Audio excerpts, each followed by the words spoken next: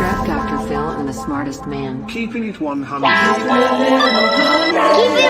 And so the Bears are sending their compensatory fourth-round pick to Jacksonville for Nick Foles. With no competition. Keeping it 100.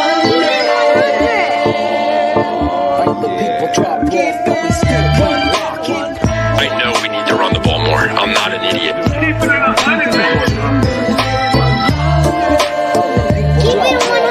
Keeping it 100. Keeping it 100, baby. Open competition. Keeping it 100. Smartest man. Draft Dr. Phil and the smartest man. Chicago Bears select Cole Kmet. Guess who's back? The two dudes that kept it real. Dynamic duo that you love, the smartest man at Dr. Phil. Breaking down the film, never a problem, kick it straight. Most shows focus on stats, we focus on the tape. We keeping it 100, never running east or west. We coming with that truth, cause that's what our fans expect. Cut off the freaking anchor, moving forward to be free. But don't you worry, Shayne's got the dumbest tweets. It ain't no secret, Phil and Shayne got some haters. But now the mouth's stuck like the true and now and laters. Debaters, claws get kicked like Coach Tabor. Cuts had to be made, we added a barber moderator. Up and down, boys got you double checking. Sad sack strolling like a fool drunk texting. Flexing on the truth cause you know they'll never change. Real, recognize real, that's what you get with Phil and Shayne. 100's what we do when we're breaking down the Bears. Fuck a play or a captain, all of the up there. The tape never lies, the truth you see, we analyze, so there's no babies like Maybelline. Straight to the truth with acumen and facts. We got a stat nerd, but he's not just giving nerd stats. Car crash, big impact like Max Sack. Every Wednesday night you got the smartest man and Phil back. Now we know you're smiling like a fat kid with fun dip. We're back better than ever and we're keeping it 100. Keeping it 100, baby. Keep it 100. Draft Dr. Phil and the smartest man.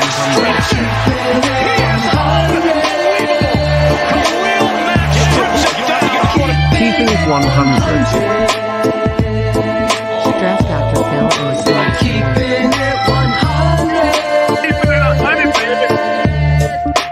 Keeping it 100.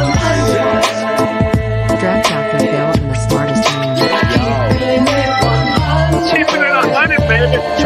Keep it 100. Keeping it 100.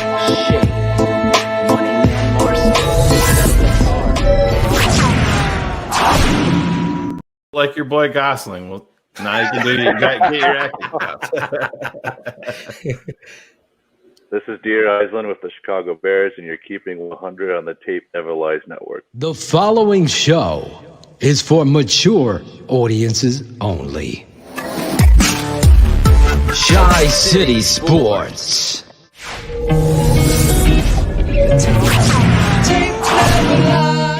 Holy shit, that Yale education. Yale education. Come on, man. Yeah, that wasn't anything for him. Yale education fucking paid off. I don't know what you're. Jokes right down the road from my house, literally. Hey, you see Angelo Joe Marino? This right here is impressive. 11.3. Yeah, Phil shared that with me today, and I'm like, oh Jesus, that just talks about explosiveness right there. I mean, that's something, you know. Some of these numbers can get not overrated on your part, but I'm just saying they can get overrated in the grand scheme of things. Shayne, the brain Marsaw. That's something that scouts everywhere are looking at. They're looking at that broad jump number because that tells so much about what you do on the football field. And I mean, with your size already, man, somebody that's that explosive, that is very, very impressive. Yes. Thank you, I appreciate it. You pop the tape on, it shows you this. You know what you're fucking doing. Don't be humble here. Yeah. I know you're in a slippery spot in Nashville, Tennessee. They got a half inch of snow, or an inch of snow, or an inch and a half. 2 inches. 2 inches. Yeah. That's about Angelo coming in. Phil, listen, I'm working hard. But the reality is those numbers obviously go beyond the tape. Gardner Minshew? No. Where you shine. Here's a physical football player. But the thing about you that stands out is your ability to anticipate the football. So you're not just that Deion Buchanan that would be comped to you, who played for the Cardinals and came down and played, same former Alabama kid, Shayne. What was his name? He ended up going to the Rams. Barron. Lowers his shoulder and gets rocked by Barron, yeah, Mark Barron. Those are the comps that you're going to get, but your times are freakish as far as an athlete. Peters throws. Intercepted. Tyler Cole on the pick. The sprint to the end zone. Touchdown, Utah. A pick six for Tyler Cole. Would you rather hit someone so hard that they go to the Ben Askren realm? I don't know what that means. Or get an interception. You answered that too, Claude. I answered that one too. These are coming from the chat. I don't know what. Smoke weed every day. They're coming from the chat. Nobody's coming up with some good questions. Claude's going to ask you if you're Team Xbox or Team PlayStation. Which way did it go, George? Which way did it go? All right, you Team Phil or Team Shayne? What's that shirt you got on? You got some swag, huh? Yes, it's a beautiful shirt. Phil gave it to me, and I'm so happy. Listen. You wait.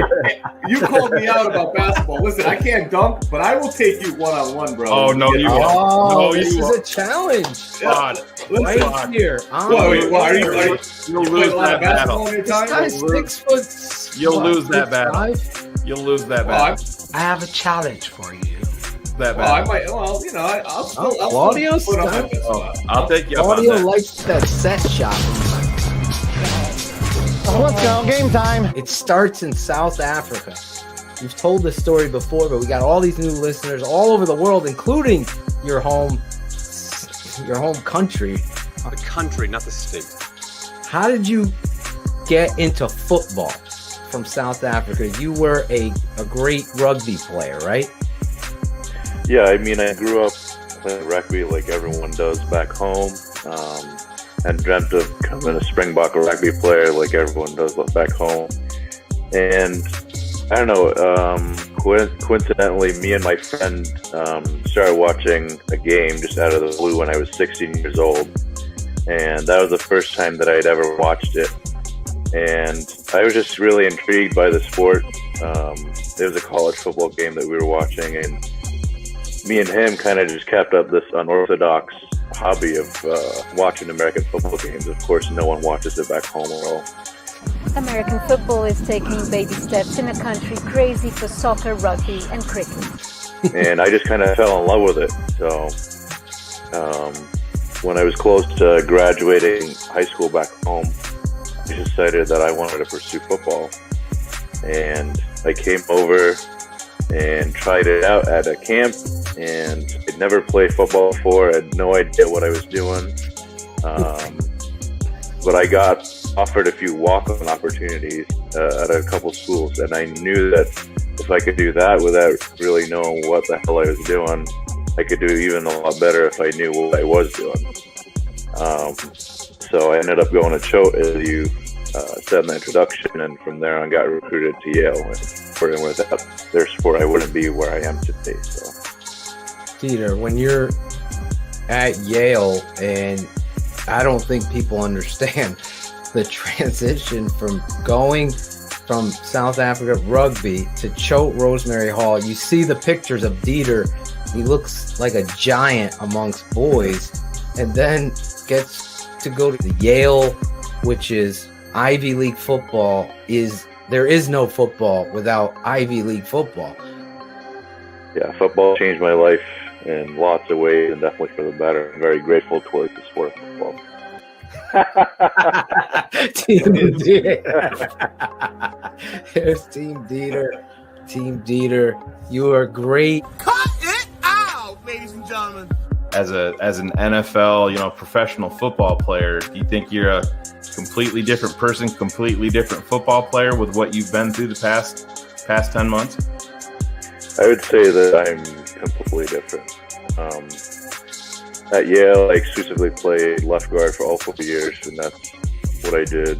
And I really enjoyed that position. But once I got to Chicago and I got introduced to Coach Castillo, it was really great because we got to work as soon as April turnaround. So, I mean, even with this very unconventional year that we had last year with COVID, we were still able to get work done over Zoom and still send in videos of us doing our technique work.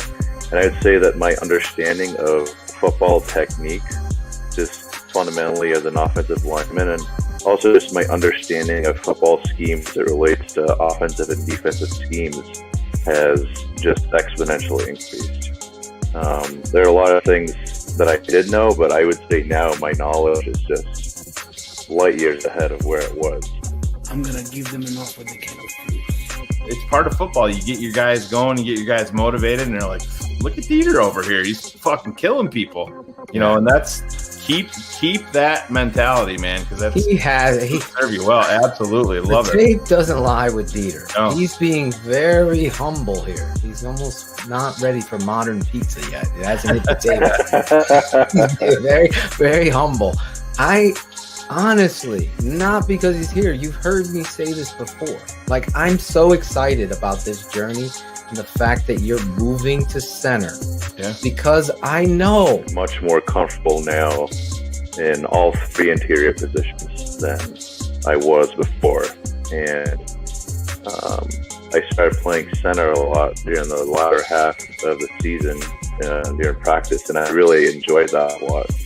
I enjoy the intellectual part of football, being able to look at different fronts and being able to identify different disguise, blitzes, and pressures and all that kind of thing, and just getting everybody on the same page. I really enjoy that part of football just because I've never done it. I never played center at Yale. It was big for the Ivy League and it's more match at guard. But now I'm 6'4", 320, and I can play all 3 interior positions. In lineman camp, is that invite only, or can anybody go there? I don't know. You'll just have to ask him. Not you, Club. No, I know. I'm just asking for a friend. Smoke weed every day.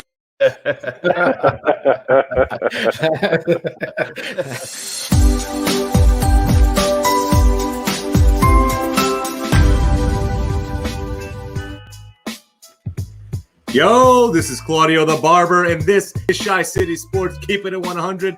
We got another great show for you tonight. We got the former Bears middle linebacker Dante Jones coming on. We got to talk about some QB rumors. We got 2 pressers we got to talk about.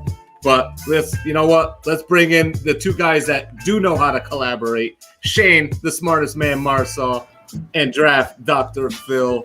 What is up? Listen, what up? When are we getting this basketball one-on-one going? Yeah. I know what I was talking about. Anytime you want. Bring your wife and kids so I can embarrass you in front of your whole family. Bro. I'll kill you there, too. I got the big boy system, Mike. We're Team Xbox over here in this house. Yeah, I'm digging the hat, Claudio. I'm gonna have to cop me a hat, as they would say. Listen, I got the hat, I got a hoodie, a t-shirt, man. I love the script. This old college. Somebody knew what they were doing when they designed that hat. I don't know. I don't know who that was. Yeah, the hat is fire. You're getting a lot of props for the hat. Yeah. Shout out to Dieter. That's where I used to have an Oswego rugby hat in that style. Really? Yeah. Oh yeah. I had the Iowa Hawkeyes hat. Yeah, I love it. I used to love that hat. And we had a huge bar fight in my old days, Phil, when I was, young and relevant. Yeah, Didn't end we very have well to for film me. Yeah. this one-on-one basketball when it gets summer. Oh It's yeah, gonna have to go down. Yeah, we could do that. it'll be like Packers versus Bears. Claude will be the Bears. The only time you're giving up the Bears is to Claudio. No, I'm saying that's the score. Oh, It'll okay. be like, That's all right. Listen, Oh boy, it'll be fun. I think that will be a blast. Yeah, It will be. we'll do it. Just be a blast just to get together at all. I mean, it's just we need to. I was Oh just my telling God. the pre-show about Shayne. I'm like, how awesome is it going to be when we can get some of our fans? We could tailgate at a game, and even if we don't go into the game, we just tailgate outside. You know, it'd be Yeah. great. You know, well, I'm gonna make sure I get in the game, but I'll leave Only you free out tickets. there. $1,000 a month buy-in. I don't know how anybody, real quick, drinks so much before a game. Like I can't do that. Before? No. Yeah, No, before. Yeah. Right? I throw can't in do that. I throw in a piece of gum and Maybe a we shot. yeah. yeah, no. I could I know never. Claudio will smoke a blunt If you bring before some, the game. But that's why I can't. Yeah, I'm gonna get one of those hats. The chat room is hopping tonight. You guys got a lot of stuff to get into tonight. Obviously, Dante Jones, the former Chicago Bear inside linebacker on the Tape Never Lies network. We've had a lot of news today. God, we've been breaking news and sharing it. I can't thank every person that shares. Like what my niece, she's a hairstylist. I always share her, her post about openings or whatever. Claudio's a barber. If he did that, I'd share that. What is it to share? Something you like. It shouldn't be that much. Word of mouth. That word of mouth. Word of mouth is more important to me. Yeah. I could do all the promos in the world, but your word of mouth is amazing and it's important. So all of you that are sharing and helping out, be a friend, tell a friend. Great job, Chris Jackal. He was supposed to be here tonight. Let's kick off the show. Jackal's wife, I'm glad I was reading a little bit. Jackal's wife is pregnant. There were some issues. He had to go to the doctor. So prayers up to you, Chris, and your wife, making sure everything's a go. The 100 crew, you guys are family. I don't just blow smoke on that. So, we got to do what we have to do in this crazy world and send positivity out. That being said, we had the big announcement today. Cool Kennedy, our guy, the brand music director here at the Tape Never Lies Network. Just an amazing dude. We're going to have a lot of music stuff as we go into the off season. Original content opening up for patrons only at first, and then we'll break it off into downloadable music and original music. All of the 100. You Keepin It 100 song. Bear up, bear down. Smoke weed every day.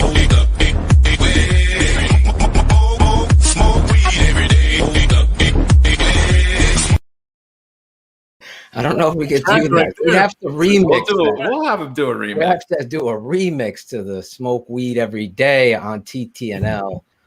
Keeping It 100. The Claudio cut it out. Smoke weed every day.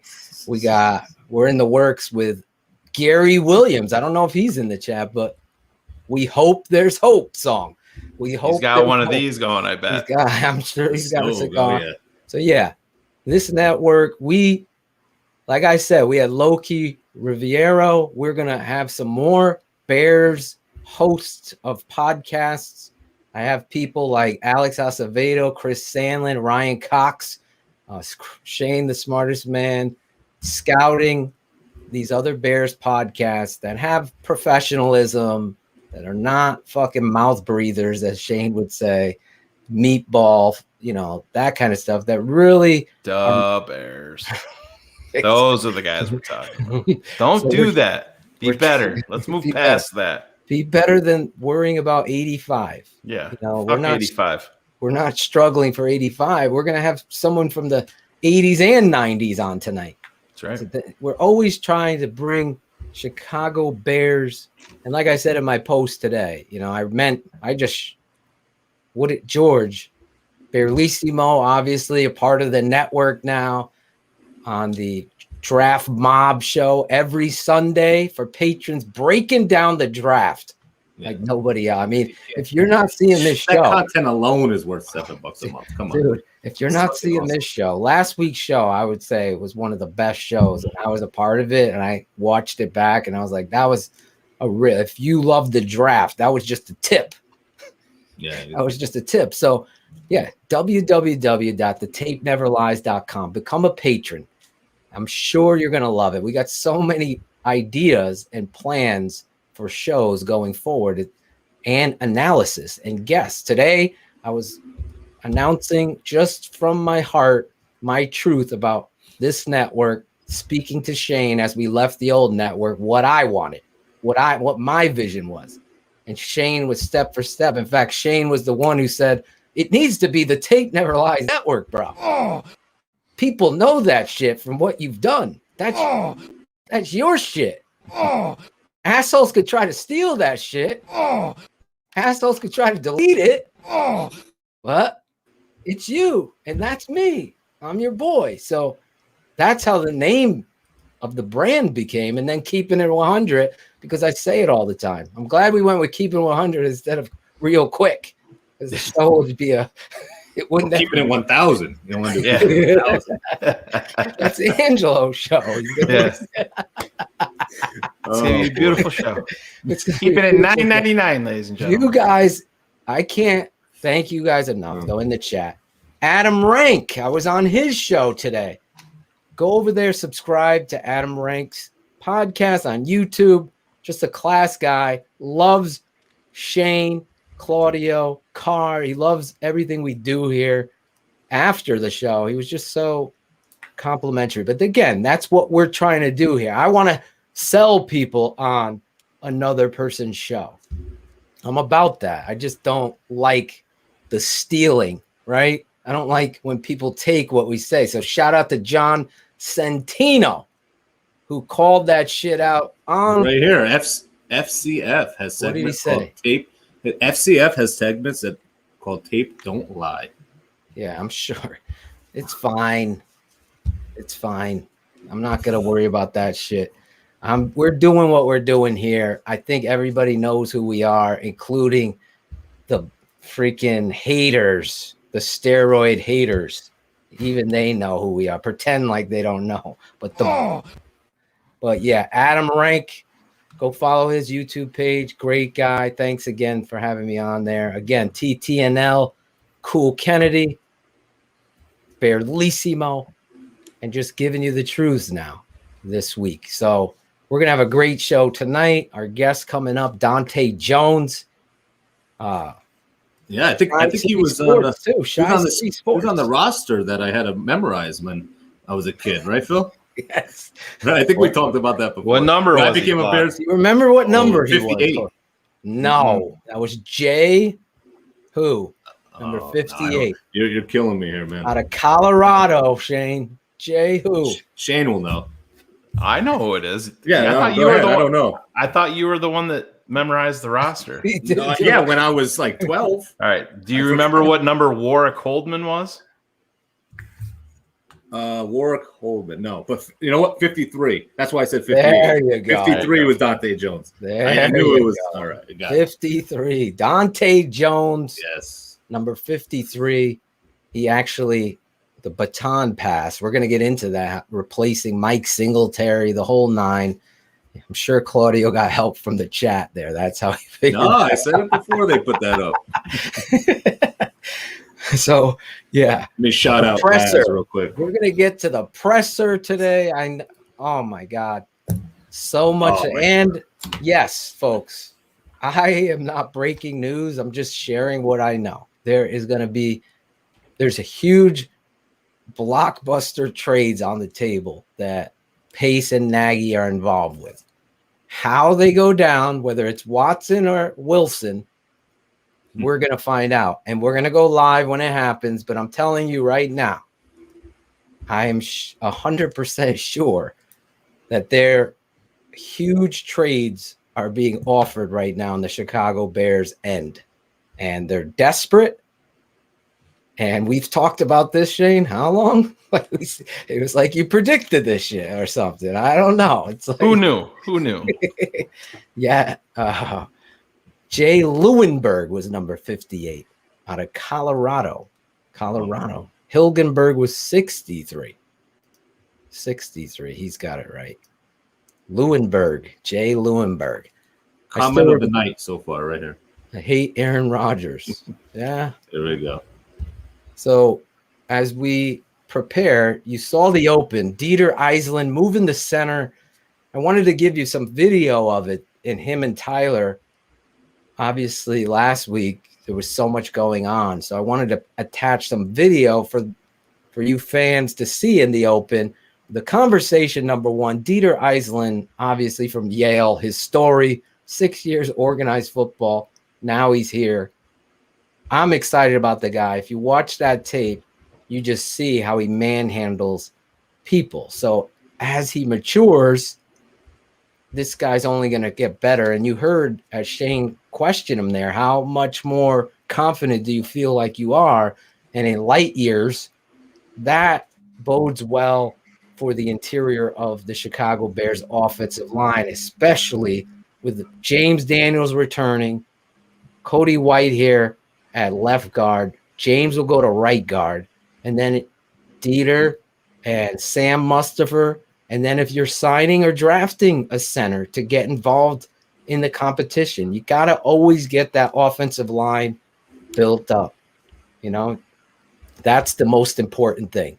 So you look at those two guys, they come on the show, they share their truths, and they really break it down. It gives you some sort of sense that Juan Castillo and an offseason with these players, especially a young player, there's something special that we can hope happens. We cross our fingers, right, Gary? Is Gary there yet?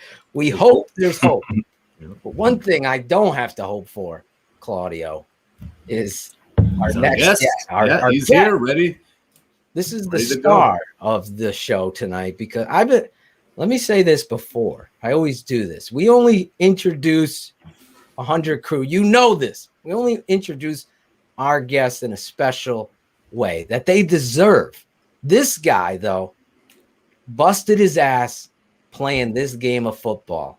And as a young Bears fan, keeping it 100, and a football player in college at the time, waiting for this bottom line ticker to see if the Bears are winning, I would scream this fucking guy's name at the top of my lungs at Hofstra down the hallway, Dante Jones. Dante Jones. So let's introduce the former middle linebacker in the TTNL way, Mr. Dante Jones. TTNL fans, this former Skyline Raider took his talents to Norman, Oklahoma,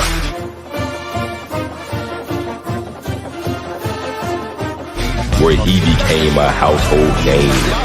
Your 1987 Big 8 Defensive Player of the Year and consensus All-American, was a one-man wrecking crew in the 1987 Orange Bowl versus Arkansas, where he brought home MVP honors. Ladies and gentlemen, let's give a proper TTNL welcome to the 51st overall pick in the 1988 NFL Draft by your Chicago Bears. He's Dante Jones.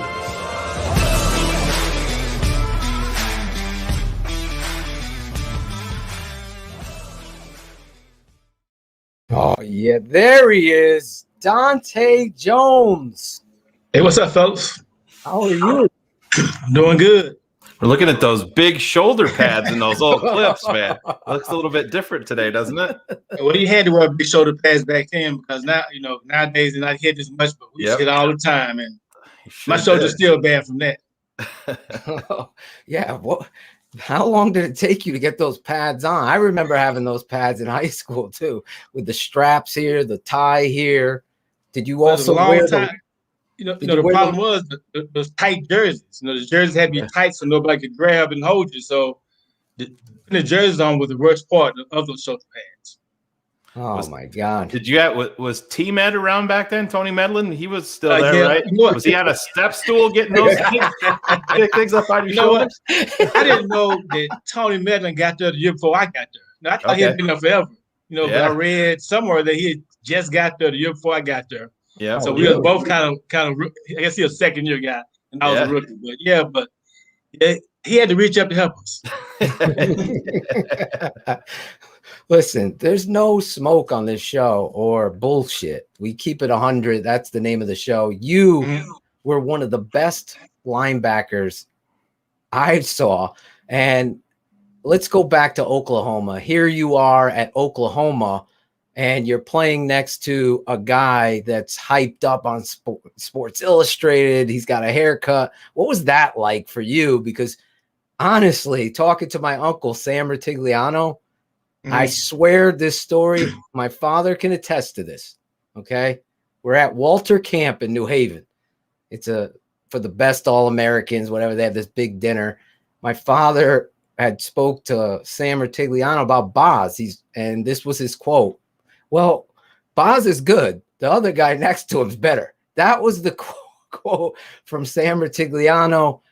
Obviously, you could talk about it. How was that? Was that hard for you? I'm keeping it 100 from you. No, it wasn't. The thing with that was, we had a lot of good players. And Brian got a chance to play full-time at the strong side, and me and Paul Milazzo alternated. So we kind of took each other's shine away. So Brian was able to go out there and get his shine. And, when you got a whole bunch of good players on a good defense, you can pretty much say what you want to, and we're going to back you up. And we're going to make whatever you say stand. So we kind of made Brian look even better than he was. But he's a great player. We made him really good. Yeah, you did. And you were really good. As you heard in the intro for you. I have some other clips for you, for the fans, when you became a Bear, the HD now compared to then, it's crazy. It looks a lot different, the game. Yeah. But just to piggyback one more, Shayne, what was it like to play at Oklahoma? You're a Texas kid. Did Texas recruit you? Because they were like the Dallas Cowboys of college football. How did you get to Oklahoma? My father kind of pushed me toward Oklahoma because of, I was born in 65, and University of Texas didn't get their first black player to 1970. So my father pushed me toward OU because of that reason. And OU had their first black player in 55 or 56. So, it was kind of back in the day, a lot of black players went to OU because Texas didn't recruit them, or Texas had just got, black players. So we kind of gravitated toward Oklahoma, and that was the main reason. Plus Barry Switzer, he came to my school, and they recruited another guy, Terry Crouch, maybe 5 years before me, and the head coach said Barry didn't need to come to come to Skyline to recruit Terry Crouch, who was an All-American at Oklahoma also. So that was the main reason. Once Barry came to the house, my parents both loved him, and it was over with. I was going to Oklahoma. Dante, I always like to talk to people about their draft process. I mean, the draft is an event nowadays. I mean, without COVID, it's red carpet treatment and all that. But going back to the '88 draft, did you have a lot of contact with Chicago pre-draft, or did that a lot of times it just comes out of the blue and you have no idea? Go back to your draft day and tell us about that. I had no contact with Chicago because they figured I would be drafted a whole lot higher. Yeah. I talked to Coach Ditka draft day. He said they didn't think I was going to be there. So I never talked to Chicago. I never got a chance to run during the combine. After combine, I had a bad hamstring. So a lot of teams fell off on me. So, I was disappointed, but getting drafted by Chicago was the best thing that ever happened to me. Yeah. I got a chance to play behind a legend like Mike Singletary and, learn a lot and probably prolong my career, because I didn't get a chance to play until, almost 6 years. because Mike never got hurt. So the draft process for me wasn't like what I wanted it to be, but ended up being a good process because I ended up going to Chicago. Let me go back to what you said because it struck a nerve with me. Your father pushes you to Oklahoma because Texas was basically segregated and racist. My sons and I said this on my Facebook page, and I keep it 100. I'm a big believer in educating ignorance. I forgive ignorance. I have no tolerance for racists. I don't. So this show, everybody knows I'm going to speak my truth. My sons are watching Ernie Davis, and it's talking about him playing Texas for the national championship. And these people are throwing bottles at him because they're black. They wouldn't allow him to. So this is for the national championship now. So the place has to be shut down. Everybody, and this is 1963. 1963. So it's real and it's unfortunate. And here's a story where it affected you going and playing in your home state, probably. And it's unfortunate. And did you ever? Because my son, obviously, my wife is Italian and Jewish. So my sons are technically Jewish, and I'm Sicilian and my mom's Swedish. So we're mutts. So my sons could experience that anti-Semitism. I have no tolerance for that. I got no tolerance for any ignorance. So for you, did you experience any kind of racial bias other than what your dad did? No, I didn't. I never experienced anything in Texas. First time I was experiencing was in Chicago. Really? Yeah, and my rookie year. That was the first time I ever experienced anything like that. But growing up in Texas, I lived in a black neighborhood all my life, and I busted across town to go to a white school, and I never experienced anything over there either. But when I got to Chicago, it was the first year that I ever experienced anything racial in my entire life. That's amazing. Yeah. Really is. Think, especially for you. I mean, that's keeping it 100. That's what I wanted to know. I mean, your story is amazing, even as we get into it. The reason I went to Oklahoma, like I said, because, I was born in 65. Yep. If I had been playing football, let's say in 65, I couldn't have went to University of Texas. Even 1969, the first black player, 1970, I was almost 6 years old. Yeah. So that's crazy to me.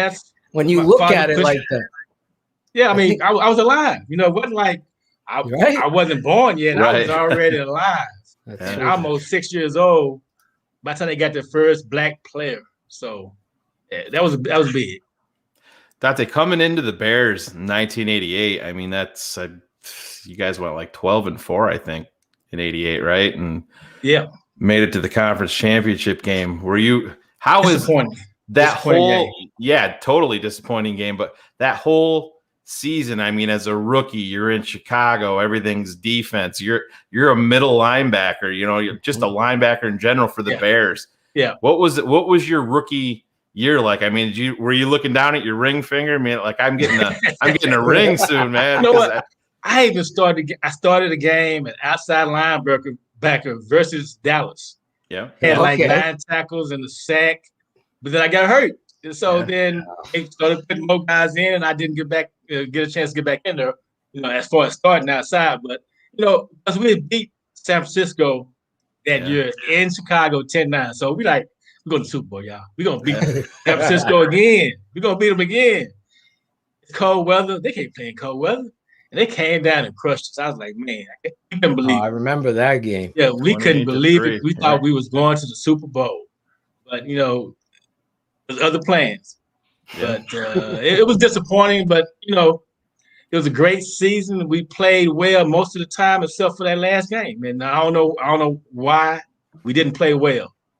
But it was a great experience, because I played national championship the year before at Oklahoma. And then we got to Chicago, and I thought got a chance to go to Super Bowl, but we didn't make it. But that was our best opportunity right there. Now, let me ask you this and piggyback off that. Here you talk about going outside linebacker. You come in here MVP, most valuable player in the Big Eight. You obviously your tape, you're explosive tackler. I mean, a thudder. You're a thumper. You're not somebody to fool around with. I see you as a kid watching you and being in awe. And you get to Chicago and you're backing up the great Mike Singletary, who never gets hurt. So was there ever a discussion to move you outside? I mean, Jim Morrissey was out there, and I thought you were 20 times the player that he was. So was that ever something you were frustrated with? Like you didn't get time on the field? No, not really, because they always told me there was a chance I could move outside, but learn inside first. That way I could know both inside and outside. And like I said, I had a chance my rookie year. I started that one game against Dallas, had a great game and got hurt. You know, you can't afford to get hurt in the NFL. If you get hurt, you lose opportunities. You go out there and play, and that was my chance right there. And you know, I had a lot of chances to play outside, but then like something would happen, I would get hurt, or you know, couple of years they had a special defense where I was playing like strong safety, you know, which was like against teams that were running like 2 tight ends on the field at one time. They would put me in against Cowboys. Matter of fact, the playoff game we lost to Cowboys, I was playing some strong safety on some plays. Yeah, so there's always a chance I could play it, but you know it never did stick because they kept drafting more and more outside linebackers. You know, they drafted Roper play outside. Then they drafted Ron Cox, and so Ron Cox. Yeah, they decided to keep me inside. But if I hadn't got hurt, I could have played more outside. But then I got hurt that one game, and then it's kind of didn't stick. Speaking of getting hurt, you got a former teammate in the chat room. Busting Dante. your balls. Lemonhead says old ass there. I don't know if you want to address that or not. Lemonhead. You have a story about Lemuel in the locker room or anything you want to share? No, a bunch of stuff, but I can't tell them. Yes, you can. I can't tell them all. I can't do it like that. Oh, this is keeping it 100. Lemuel came in. I can't do it. It's all right. I won't press you, but you gotta give us some stuff. Like, what was it like with Mike Singletary? We see the eyes, we see the hype, the showcase on television, and Mike Singletary. I mean, you can't argue with how many Pro Bowls in a row? 9 or 10 a whole lot, in a row? A whole lot. Exactly. Hall of Famer. What kind of man was he, and what kind of teammate was he? Was it, a lot of people say J.J. Watt is an act. Is Mike Singletary the real deal? Not an act. Mike was the real deal. Mike would help you. Mike, show you how it's done. He was, he even took me to this place. It was guys who ran it was Bob Schultz and a guy named Craig, the 41 Club. It was like a workout place and rehab place. And Mike took me over there and really helped prolong my career because I had bad hamstrings. And so they would work it out. I could work out there for free. And then Mike set that up. And, he taught me a lot as far as reading defenses, studying, film. And Mike was probably one of the best teachers on our football team. Awesome. If you need to know something, Mike would definitely help you, figure it out and do the right thing. But, Mike was the real deal. And everything you see about him today was exactly what he was like on the football field. Yeah. No different. He was the same way in the locker room. Yeah, he's a good guy. You can't say that about a lot of people. Mike was definitely the real deal. So let me ask him about this guy on the other side of the ball. You had a teammate. I'm just curious because I was so excited when he came to Chicago, but then I saw him and I was like, oh boy. And that was Craig Ironhead Hayward. When he came out on the field, when I saw the name being signed, I remember him from Pitt. And I was like, this fucking guy was Jerome Bettis before Bettis, that kind of athlete with that size. But then he came out, he looked like he was a 335-pound whopper out there. So was Craig, rest in peace, but give us a little story about him. I mean, was he that type of talent, but he just was out of shape? Is that the issue there? I don't think he was the same player with us that he had been before. Right. He wasn't in shape. He was kind of overweight. And sometimes if you're not in shape, you're not gonna play well, and being in shape definitely hurt him. If he'd been in better shape, he could have helped us, but I don't think he was in the type of shape he needed to be a running back in the NFL. Everybody's big and strong, everybody can hit. He could have some quickness too, and he went down to quickness. He had to, if he didn't run over you, he wasn't gonna get by you. So being out of shape definitely hurt him. So Dante, I don't know if you're a gambling man, but who's going to be the 21 starting quarterback for the Chicago Bears? You might as well throw. You want to throw your hat in the ring? I hope Watson. But probably the guy they have now, Trubisky. Oh, you think they're going to bring him back? No, Dante. I think they're going to bring him back. Are they up high enough to get a good draft pick? That's the key. 20th. We're at 20. They have a good quarterback at 20. They have to trade up to get a good quarterback. Yeah. Trade for Watson. Either trade for Watson, they're going to keep the guy they have. Yeah. Him or Russell Wilson. Put the Bears on his trade list. That'd be a good pickup. Yeah. Why the Bears could never get a quarterback? We didn't have a quarterback when I played. No, 101 years I've never had a quarterback. It wasn't Harbaugh was a good head coach, but he was a terrible quarterback. So talk about Jim Harbaugh, the quarterback here, because I asked Lemuel about him, and Lemuel spoke well of him, and then he told me the story about Jim playing special teams as Lemuel was contained. Man, he looks over, there's Jim Harbaugh jumping up and down, getting ready to go down the field. But Jim, the quarterback, what was that like? I mean, the locker room knows. That's the thing. Anybody that's played the game of football, what these guys are. So what was Jim? He was a good guy, but as far as being a quarterback, he wasn't ever good at quarterback. The best quarterback we had when I was there was Steve Walsh. I hate to admit that because he wasn't that good either. He wasn't that good either, but that's all we had. What's name was good too. What the other guy, the guy from Detroit? Eric Kramer. Yeah, Kramer was good. They both better than Jim Harbaugh. Yeah, they both better than Harbaugh, but we won more games with the last year with Steve Walsh in the quarterback. I remember the playoff game up in Minnesota. Minnesota. Yeah, so Greg McMurtry catching. Harbaugh. He's a good guy, but as far as quarterback, he's a good coach. He's a good coach, but as far as being a quarterback, he's nah. No, like I said, I guess they refused to draft quarterbacks high back in the day. They should have. Yeah. Instead of drafting defensive players, should draft some quarterbacks. We have not had a quarterback. I mean, you think about it, you keep it 100. Yeah. McNown. Cade McCown. What was his name? McNown. Yeah. Josh McCown was probably our best quarterback, maybe. If you look at that little function of time that he had there, that was a coaching error. Yeah. The coach should have stayed with the high hand, but that's a whole nother. Yeah. Shane Matthews. Yeah. Jim Miller. Were you there with Jim Miller? No, I wasn't Jim Miller, but Shane, Yeah. You were there with Shane Matthews. Peter Tom Willis. You were there with. Yeah. Like I said, they try to get guys in the 5th round and put them in there like it was first rounders, man. That ain't gonna work. Did you guys ever sit around in the locker room and be like, fuck, man, we can't move the ball on offense. Everything's on us. Every night I watch some old stuff. I like reminiscing.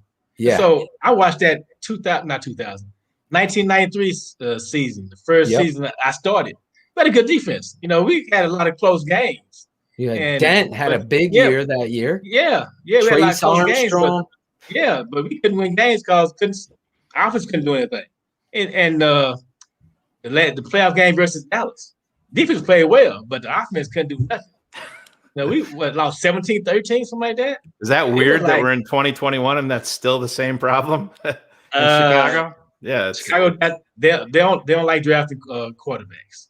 All about not good ones. All about linebackers in Chicago.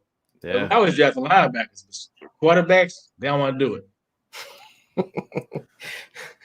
Go ahead, Shayne. So Dante, I know. Do you follow the Bears much nowadays and see what they're doing, or do you have a read on what they're doing every day now? I follow them, but I don't follow them like that. I don't follow. I watch football because I like playing fantasy football. Yeah. Yeah. But as far as, watching them like that, nah. I watch them though. We'll have to get you involved in the TTNL Fantasy Football League here with Yeah, Dante definitely, Jones. Yeah, definitely, we'll start that up. You want to be in it, Dante? You Sure. down for that? Yeah. Oh definitely. my God, We'll get you and Lemonhead going head to head in fantasy football. Head. You guys I crush Lemonhead. I crush. That's right. Hold on. Let me ask you this: when you're there, who was the biggest pain in the ass as you're a rookie? Lemonhead. Was it? You know what though? We had a lot of good times in Chicago. No, my rookie class, we had 12 guys. Wow. And so 12 guys. 12 rookies, yeah. So there's a tradition in Chicago where rookies had to go get donuts on the weekend, on Saturday before we take a trip. And if you forgot the donuts, the veterans would beat you up. Not beat you up, but they would tie you up, tape you up, and throw you in the cold shower, take you outside and take you to a goalpost. But we had a big rookie class, so we used to fight back. We used to have like some battles in the locker room. And, it's like locker room was like a lot of big kids, and they had a thing called a splash where they would get somebody on the ground. Okay. Fridge would hop on top first, and everybody hop on top of the fridge and until they crushed you and you like gasping for air. So that was my best memory of the locker room. Yeah. Fridge hop on top of people and all of them just hop on top of fridge. And, you couldn't imagine guys like Dan Hampton and Richard Dent and Stephen Michael doing that. They was doing it too. Yeah. So it was a lot of fun. What is the organization like? I mean, in terms of being, an alumni Chicago Bears players, are you still in contact with the organization that way? Do they still are you involved with them, Yeah, to this I day get with stuff all the time. Yeah, I get stuff all the time. I got a hat and not a data book, but a book to keep, your daily stuff in. I got that this year. And I've gotten hats and shirts and they invite you up to this year I was going back for the first time in a long time for some functions, but the COVID kind of stopped that. But hopefully we can have the opportunity to do it this year. But they have alumni weekends once a year, and all alumni come back. But I haven't never been, but I was going back this year. But we got it. Hopefully I can make it back this year if COVID goes away. If COVID goes away, no matter what, we're getting Dante Jones back there. I think that's their biggest fuck up I could ever say. They showed us their true colors with Gale Sayers. Gale Sayers dies. Yeah. Hall of Famer, gave his everything, heart and soul. They put a little fucking circle, number 40, where the water boy sits on the side instead of putting it out on the field, on the jersey, on anything. I mean, talk about being embarrassed. I'm keeping it 100. That's that. Then there's guys like Lemuel Stinson, our boy, our brother here. I love him. I already got the vibe. Like, you fit in this huddle. And you busted your ass for this team. They should always go back. Forget the Brian Urlachers and all these other guys.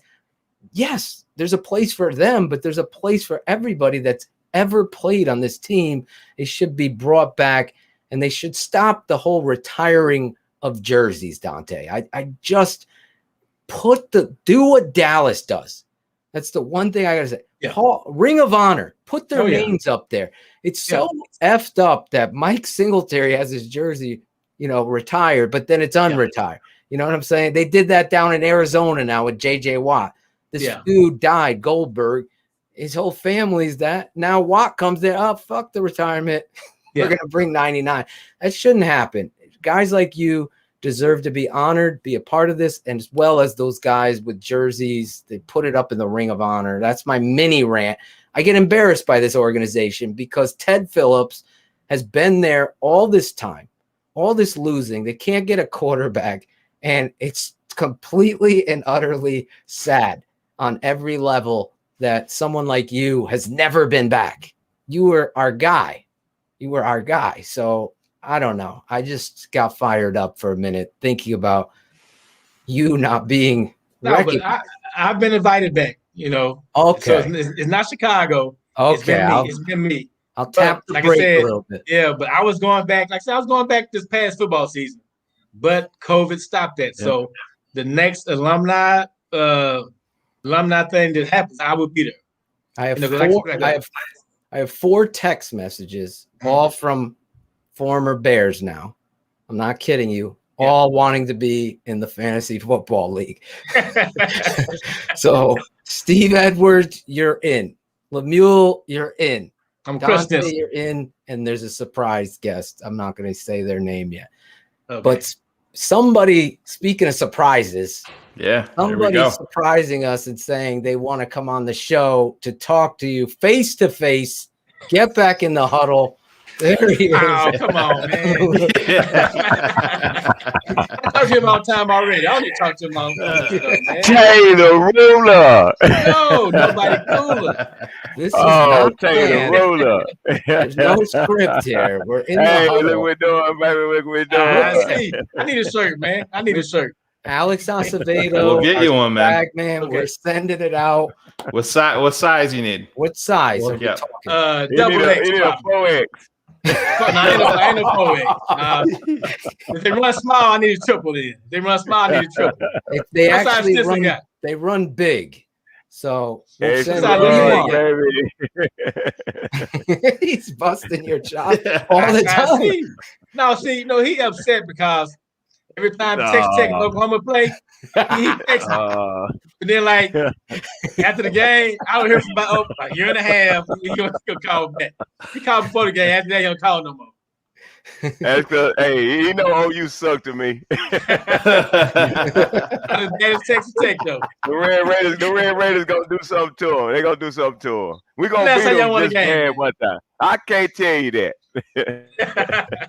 We got 2 former Chicago Bears greats. Same draft class. Same draft class. Same draft class, yeah. Well, Dante, you got him beat on where you were drafted in regards to him. I mean, you got that. But Stinson started playing early. He started as a rookie.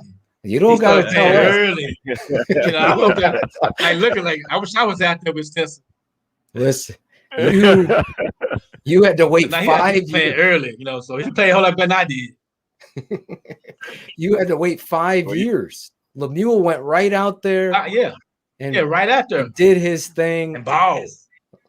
Now, you mentioned, I see people in the chat, there's so many fans tuning in that want to be a part of this, and there's no script here. Dante Jones, Lemuel Stinson, these guys, I mean, this is Chicago. If you're a Bears fan and you're not listening in, you're missing out on watching these guys. If you're listening on the podcast, you got to go over to the YouTube channel, subscribe, see these 2 greats. Dante, I saw somebody ask about Steve McMichael. Can you talk about Steve Mongo McMichael? Was he a wild man? That question was, how nuts was he? He was wild man. Wow. Plus he went to Texas. Yeah. Texas, I was OU, so it's a rivalry already. Even though we ain't playing college, but he reminded me of that all the time. He always trying to get bets. Because back then, Oklahoma was kind of sorry when I was in Chicago. So he liked to try to take my money. But yeah, he used to go at it like a good guy. But he was crazy. Was his energy contagious and his effort? Because here's a guy that was cast off by New England, comes over to Chicago, and he plays for like 15 years. Down inside like that, I mean, with all the surgeries and everything like that, we see the WWF wrestler, but have you ever... That's how he was in Chicago. How he was. He could have been in WWF in Chicago. He was the same mentality. So you knew he had a career after football into wrestling because he was basically a wrestler in Chicago. That same mentality, So he crazy. I mean, him, Dan Hampton, those are crazy guys, man. They were, Did they ever square off those 2? Now they screw up against us. Nah. Against us rookies. Against us rookies. They wanted us rookies. Yeah, they talk noise to us all the time. They was trying to get us right. You forgot the donuts. You forgot donuts. You was in trouble, man. Oh boy. Run back to the car. So when you guys came in as rookies, did they still have the separate locker? No, now they'll put the rookies all downstairs together in a smaller locker room. We was in the dungeon. We was in the dungeon. Oh, so they did it back then too, huh? Yeah, early. But once season started, we was back upstairs. But we saw, when they mixed you together. But before you made the team, you was separated. Yeah. They didn't want to see you. Couldn't talk. You had to sing. Had to sing your school album. Can you sing it? Do you know the song? I wrote it down for all my teammates because it was about 4 Oklahoma guys on the team. And so I wrote it down. Yeah. I knew it. But I saw ain't nothing. It was like 10 words. Yeah. Boomer sooner, boomer sooner, boomer sooner. Sooner born and sooner bred. When I die, sooner dead. Rock Oklahoma. Okay, you. That's it. That's the song. It wasn't no, that was it. Awesome. I tried to sing band, so they told me to sit down. You have this deep voice, Lemon, tonight. You're bringing this very White-esque voice tonight. You all right? That sexy voice. Only because I'm here. That's that sexy voice. It's that TTNL swag. It changes your voice. Little linebacker. I got that swag. Dante, you were there for Ditka. Then Michael McCaskey comes in and fires Ditka. What was that like for the locker room and the teammates? Because Ditka was like a god all over the country. I mean, he's on commercials, the Super Bowl Shuffle extended. They always played tough. Everybody and their brother would say, if the Bears are coming to town, they could have a shitty offense. They're going to fight and claw and scratch every time. What was the feeling when the news came down that Ditka had been fired? It was a shock, because we didn't expect it. You kind of expected because we had a losing season. It wasn't up to our usual standards. But, we didn't know what to do. The football, people get cut and get fired all the time. So you got to kind of roll with it and go with the flow and try and do your best to move on. But it was a shock. We thought Mike Ditka would be there forever. Thought he'd be there longer than we would. We thought we'd be gone for him. Right. But, because he's a Chicago Bird. He was a real Chicago Bird. Right. Back in the day. Did he ever talk about his game to you guys? Like ever say, I played this fucking game too, or any of that? No, but I know not to me, but he threatened to send me back to Oklahoma a couple times. He did the same thing to me too. Ditka always, when we got there, looked like Ditka always thought he could still play. Yeah, and he did. He tried to fight people. Him and Harbaugh almost ran a couple times. Yeah. He tried to fight Harbaugh all the time. I guess he thought he was soft. If I can beat him up, I can take him. Is this on the football field or in the locker room? On the field. On the field. On the field, Ditka was a beast on that field. See, he knew could take me. Say, I'm seeing you back to Oklahoma, but Harbaugh, I can take Harbaugh. The story is Harbaugh throws that interception on a check against the Vikings, a pick six. You're on the team. He changed the play. Yeah. He pulls him out of the game, and that's where he went on this epic rant after the game about, I guess he called the reporter a dumbass. Here's your IQ, you asshole. And he went crazy, right? Yeah. Was that the impetus of this, or this had always been this kind of relationship, Harbaugh and Ditka? I think it always been like that. I think it's always like that. I don't think it was just that. I think Harbaugh was doing it all the time. He was changing the play, doing what he wanted to. Yeah. Mike and Coach Ditka would get mad. I think he just wanted to beat Harbaugh up all the time. Him and Coach Landry. I don't know. I think they drafted Harbaugh without Mike Ditka's consent because he didn't like it. I don't think he liked it. He wanted to fight him all the time. Wow. Jesus. It's crazy. It's crazy when we hear these stories of the teams we're watching and loving. I told the story about Lemuel Stinson, and he won me $500 in Madden picking off a pass. Picking off a one-handed pick. His hands weren't that good either. Mad hands that good. You can adjust your own attributes on there, right? Yeah, you can go and edit the player. That should have been a pass breakup. It was against Michael Irvin too. Against Michael Irvin too? It was against Michael Irvin. $500 on the line. Lemuel came through. I mean, pardon my French, man. Hey, that's what it is, baby. That's what it is. That was my That's love. what it is. I always loved Lemuel because you had Donnell Wolford, Lemuel Stinson, you had Mark Carrier, Sean Gale. Yeah. What was it? Crazy Maurice Douglas. Talk about this guy. Maurice, Was he a stripper? Was this Maurice, my guy? Was this the I real? want to be like Maurice. Yeah. I want to be like Maurice. Hey, Maurice did Maurice. Yeah. He had his naval purse. No. His naval purse. That No, was my guy. That That was my guy. Hey, But you know what? yeah, that mountain lion. He's a coach now. Say that again. Oh, we lost Maurice, him. he's a coach now, so he's a straight arrow. Yeah, straight arrow now. Where Yeah, he he goes coach in now? the OH10. Yeah. Good coach too. Win the state It's in championship. Ohio. Yeah, win the state championship. Nice. We got to get Maurice. Yeah, you need to get him on here. Oh, Yeah. Lemon's becoming a producer for this show because Yeah. this is the true story. I go, Yeah. I see Dante Jones. I go, oh my God. Now, true story. I saw somebody else. Get that person in the chat, Claudio, who said it. They used to play two-hand touch. We used to play tackle on the street, in the snow, on the and I would always, when I had a big hit, I'm like, Dante Jones, motherfucker. That's exactly how I would say it every time. And my buddy, he was like shorter than me. Yeah. And he was like, why aren't you saying Singletary? I go, Dante brings that thunder. I used to always say that. Dante Jones. I just love. In fact, my wife, I wish she was here because I wanted to name my son Dante. Yeah. My wife fought for Devin because she's like, you got Tate. I go, what? I want Tate and Dante. And it was because of you. That's the true story. And my wife negged that though, Dante. Sorry. That's all right.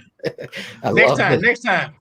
One more time. No more. One more, man. No more kids. I got 4. I'm done. So we have a question in the chat for both of you guys. You can answer it. It says, have either of you been on the wrong end of a Mike Ditka ass chewing?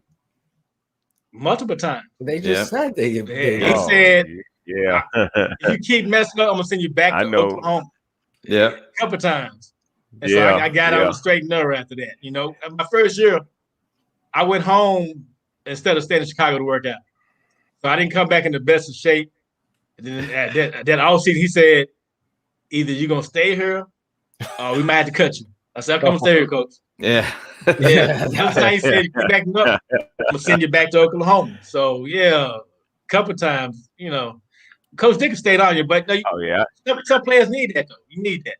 Get somebody who will tell you the truth and he told me. Tell you that when you're messing up, that way you can do it right.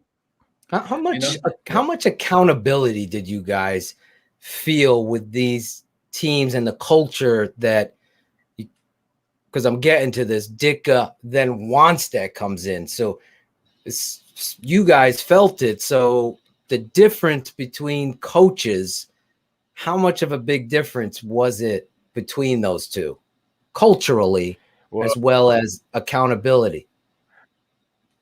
Well, I'll say back then when Ditka left, I pretty much left. Wannstedt was trying to get us in, do what he does. Cowboys was winning and everything, and he came over. But we had that back then. It's all about loyalty and playing for the team and playing for your fellas and everything else. Like now, it's not like that.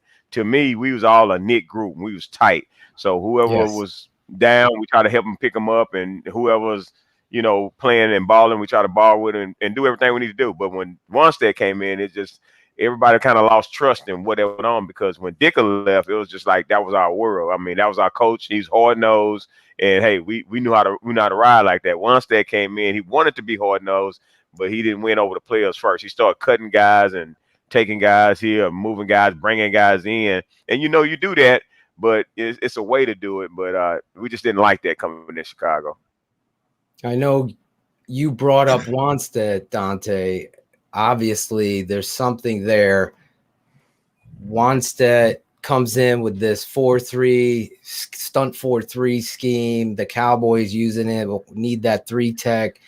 Middle linebackers critical in that. You wait those 5 years, you get your opportunity. What's this real story with you and Wannstedt? Is it something that you felt like the coach let you down with empty promises? Because you were just the consummate professional on tape. I mean, you always brought the thunder. You always did what you needed to do. And it felt like, just from me looking in, and I was young from the outside looking in, that he traded for Vincent Smith and bringing his guys in. Was that something you felt? He always tried to replace me. You know, the first year that he got there, he kept bringing new guys in. But, you know, football is all about competition. You know, competition can make you better. So I was the guy he was trying to replace. I don't know if it's because of Oklahoma, Miami days. I was a Barry guy. He didn't like Barry. I don't know what it was, but I felt like he didn't like me.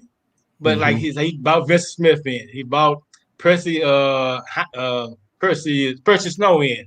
Percy and Snow. he tried to move some more people. Oh my back God. no, I beat them all out, and you know, and the system was a good system, and the way we was playing it, the way Steve McMichael and Fridge were playing it made me even better. Right. Because they wasn't doing what Wannstedt wanted to do.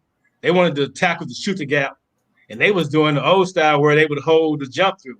So I was able to run around and make tackles. And the middle linebacker wasn't supposed to make that many tackles in that defense. But I made a lot because of the way that I'm used to playing, just running and making tackles.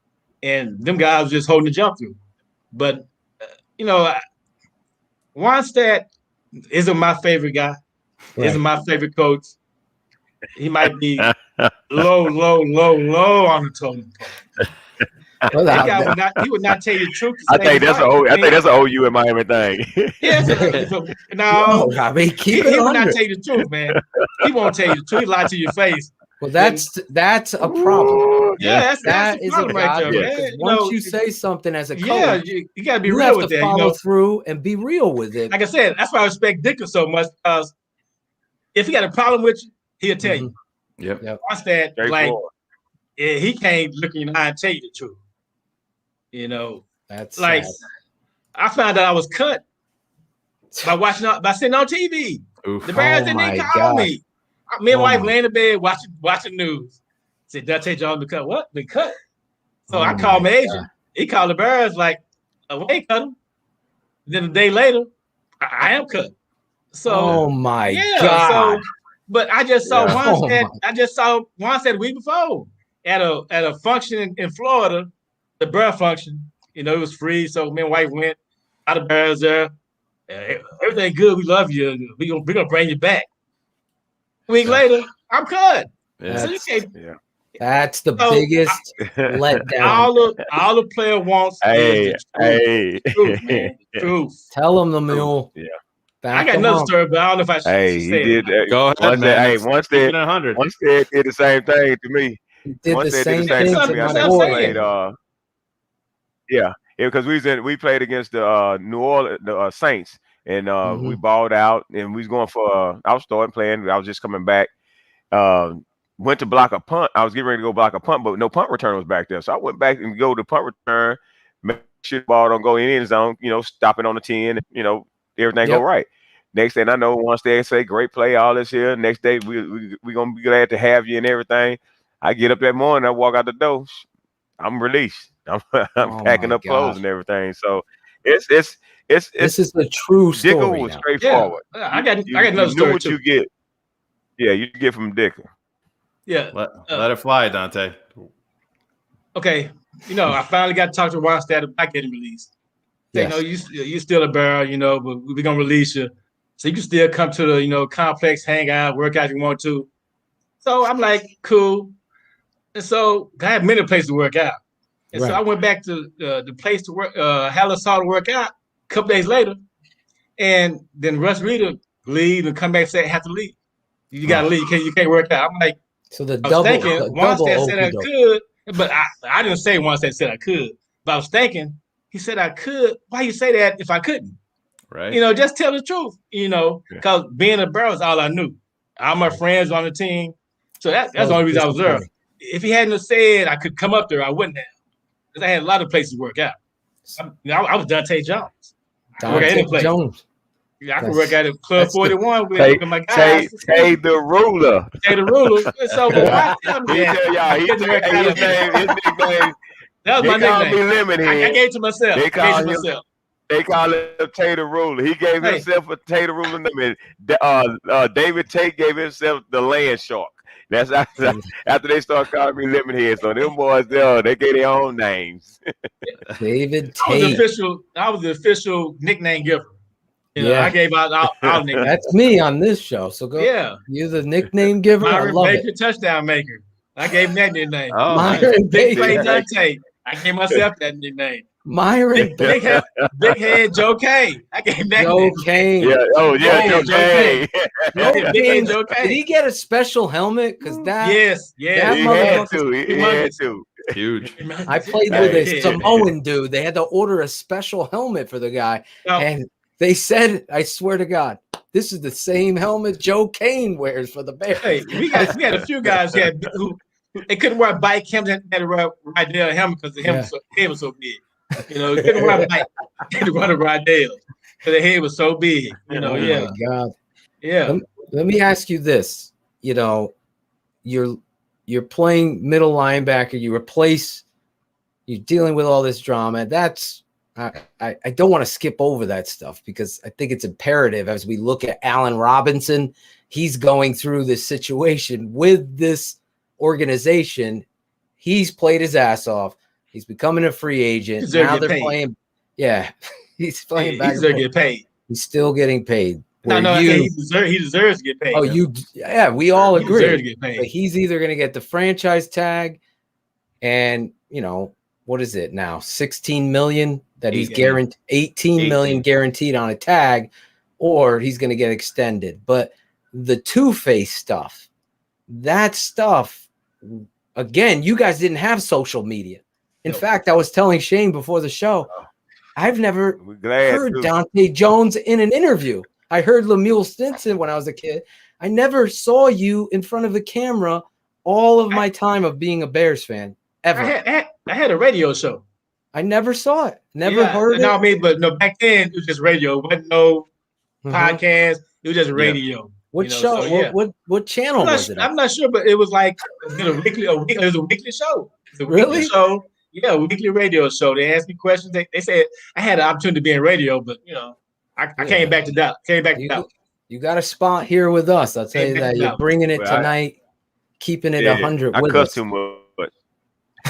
We're allowed to cuss on this network. That's hey, no, back then I couldn't do it. Oh, back then. Dante, how hard was it?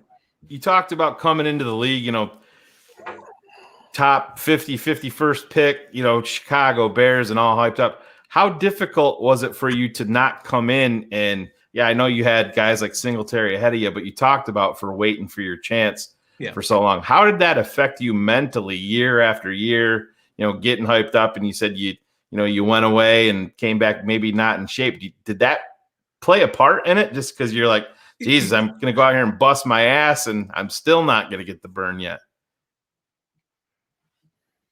It did play a part because I knew I wasn't going to play. So I didn't take it serious as I should have. I'm like, let me go and just learn what I got to learn to back up Mike because Mike ended up getting hurt, so I ain't going to play. So I'm just going to, not give it out. I gave it all I could, but I could have did better. I think like I said, I kept getting hurt at the wrong times when I had a chance to play. Yeah. Outside. If I hadn't got hurt, I probably could have hung on the outside because, I think I was good as Jim and Ron. So I could have played. I'll speak for you so you don't get in trouble. But like I said, I kept getting hurt. When I had the chance, I got hurt. But like football is all about chances, about opportunity. You got to take advantage when you can. And I failed to do that. But no, it was tough playing behind Mike, but it was a learning experience. I learned a lot. And I finally got a chance to play against Frisco, I think my second year. I mean, it might be second year, third year. And Mike got hurt early against last game of the season. I had like 16 tackles. Yeah. And so that's the reason Bears kept me. Like, he can play, but he be acting up. He can play. Hopefully he can turn this stuff around. And luckily I did. I think after that I started doing the right thing and staying out of trouble and taking it more serious. Well, let me ask you this. There's a couple Dante was a baller. Dante was a baller. You saw it on the college tape. I mean, he was a dominant defensive thumper. Like his physicality and your instinctive awareness. If you didn't see his intro, you're going to have to go back and watch it. I have some more tape of him I'm going to play in a minute as he became a Chicago Bear, the starting inside linebacker against the San Diego Chargers. I remember watching this game. John Freeze is at quarterback. Remember John Freeze? Oh, yeah. So, yeah, I'm going to play that in a minute, but I want to ask you about a couple things. Lonzo Spellman, you know, I remember the Bears drafted this guy. I've never seen a human being physically built like this guy, like a Greek Adonis. What was his disposition, and did you see issues when he was your teammate with him, or it just was, you know, culturally, what was it with Alon? He was a different type dude. He was different. I mean, he was different. I mean, he took like 3-hour showers. I mean, you know, everybody take a shower, get out.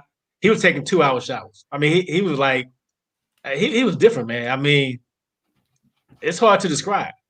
You know, he was a freak. He was, 6'4", wingspan of a 7'5" person. Oh, my God. God. Strong. You know, he could run. You know, but everything wasn't up top. Right. You know, he was a freak. He was a freak of nature. A freak of nature. And then when you he's a big muscle. He's a big muscle. Oh, it hurt the shoulder. Let me ask you this. You line up at middle linebacker. Obviously, your teammates as well can be thrown in here. You know, who was the most difficult player you had to go after and tackle physically? Was it a Barry Sanders? Was it somebody else in the league? Barry's easy.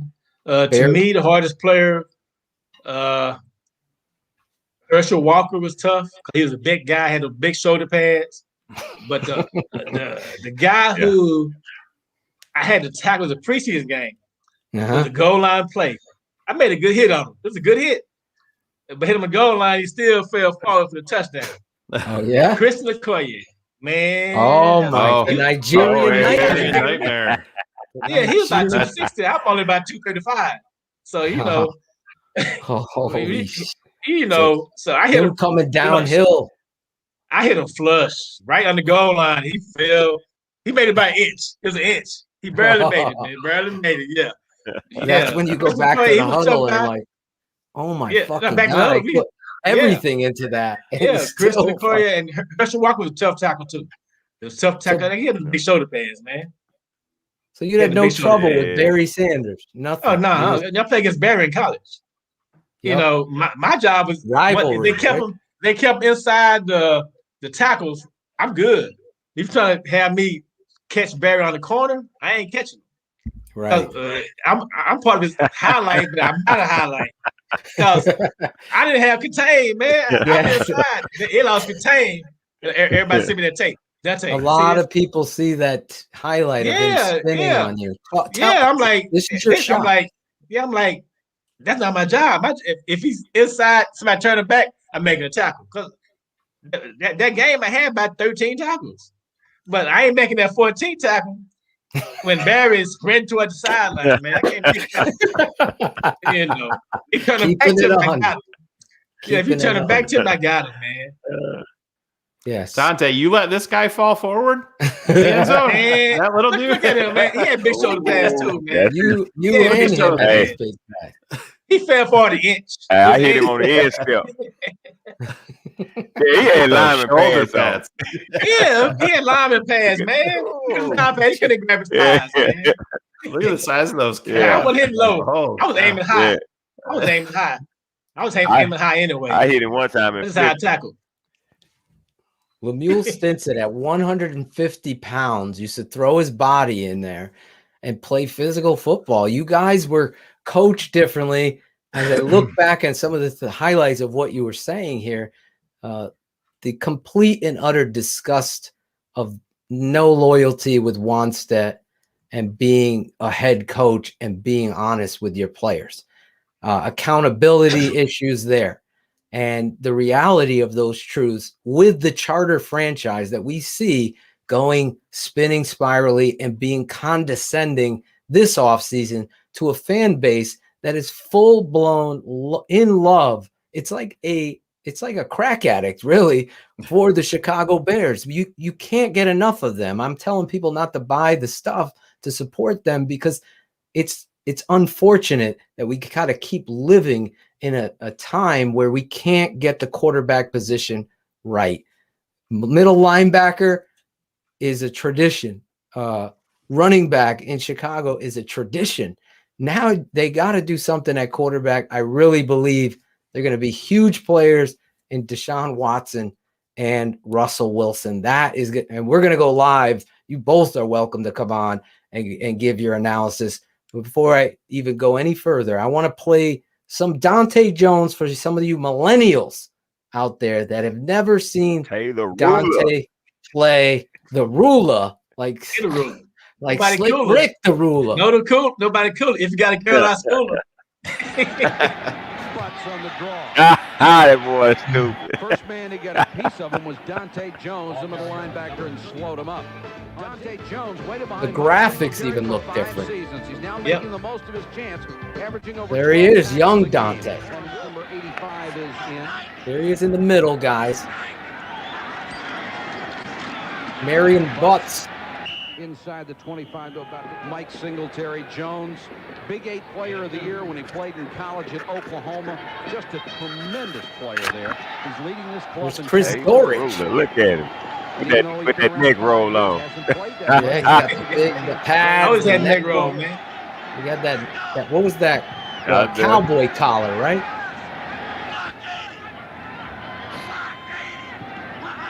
Look how Richard's standing. Richard high. He's coming in. Here he goes now. Ronnie Harmon stuffing him in the hole. He gets a little beat with his flow here. Dante Jones doing an excellent job. You see him right here. He's going to read the back. He's going to see Harmon. Harmon's going this way. He's going to fill right into the hole. Look at him throw to the football. That going pulling right there. Look at it. Pull it. Right there. Read the guard. You still see it. Read the guard. Yep. Read the guard. Hit that gap. That's what we do here. Draft Dr. Phil and the smartest man. Keeping it 100.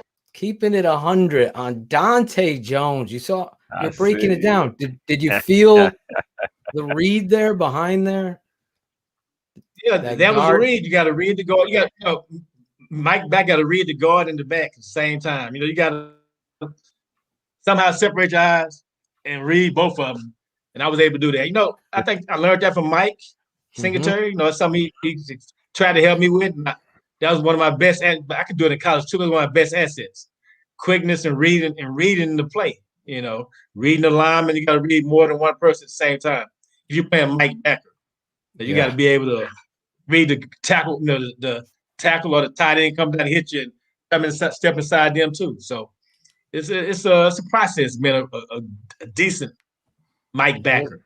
Now, when you see that film and footage, does it get the juices flowing? Like, do you ever get fired up watching the games? When my kids act up, I say, let me put on the tape for you. I'm not on VHS. And so we still got a VCR in there. When my kids act up, like, let me show you a tape. Dad, don't play that. When they make talk noise, like, I used to play. My daughter, she had a class with, she went to Oklahoma. She had a class with Baker Mayfield. She had a class with Baker Mayfield. She had a class with Baker Mayfield. I said, you live with Dante Jones for 18 years. Yeah.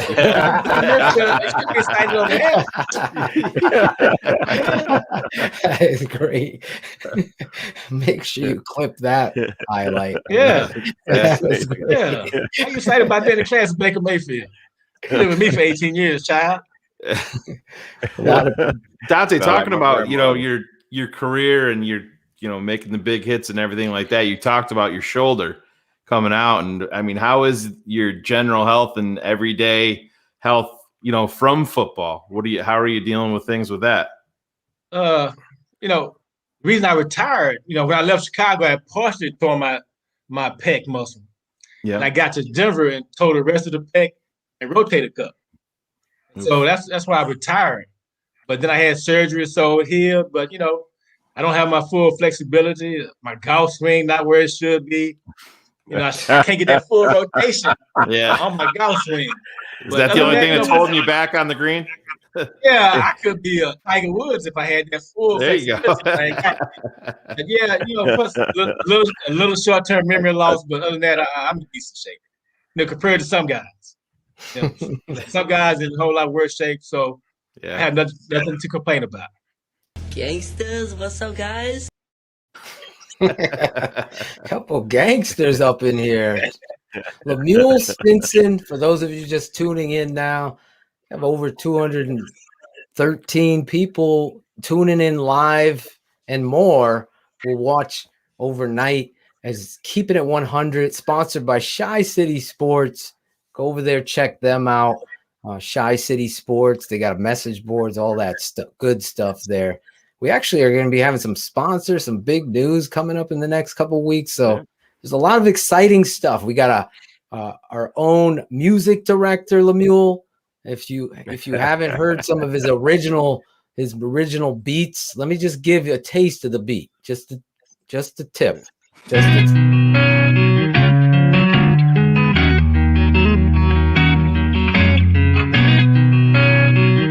Shout out Tape Never Lies. Look at that. Just a little bit. It wasn't even the much of the beat. I thought it would be coming quicker. I was trying to give you a tape, but shout out Cool Kennedy, our new music director here. All our music and everything is original stuff. And with all of these great guests we've had this year, I can't even believe how much we've had. I got a question, though, about Chris Zorich. Here's a guy, went to Notre Dame. Everyone knows the story. Undersized player, played with heart. What was he like as a teammate, and how was he in the locker room for your team in regards to you playing with him? Obviously, Wanstead was the head coach at that time. Talking to me? Yeah, I'm talking to you. Yeah. No, I ain't playing with him. He didn't play with him. He was a good guy, but he was a coach. He was a Coach Wanstead guy. Okay. He was a Coach Wanstead guy. Coach Wanstead loved him. Like I said, with my first year playing under Wanstead, Steve was still there and Fred was still there, and they was playing it like playing defense tackle like they did when Coach Tobin was the coach. Right. But they was holding the jump through. So I was making a lot of tackles. Then Chris got in there. He was doing like the Wanstead wanted to do, just shoot the gap. Don't worry about the Mike back. Let him not get hit. And you try to make the play. So he was out for himself, which is understandable. If that's the way that they want you to go, do that. So he was doing it. But how good was the Fridge, though? Because the Fridge gets this label because he became such an icon on the stage because of the 85 Bears, the Fridge, the rookie, the rap, the TV commercials. He became a household. I mean, people still to this day, because I live in Connecticut.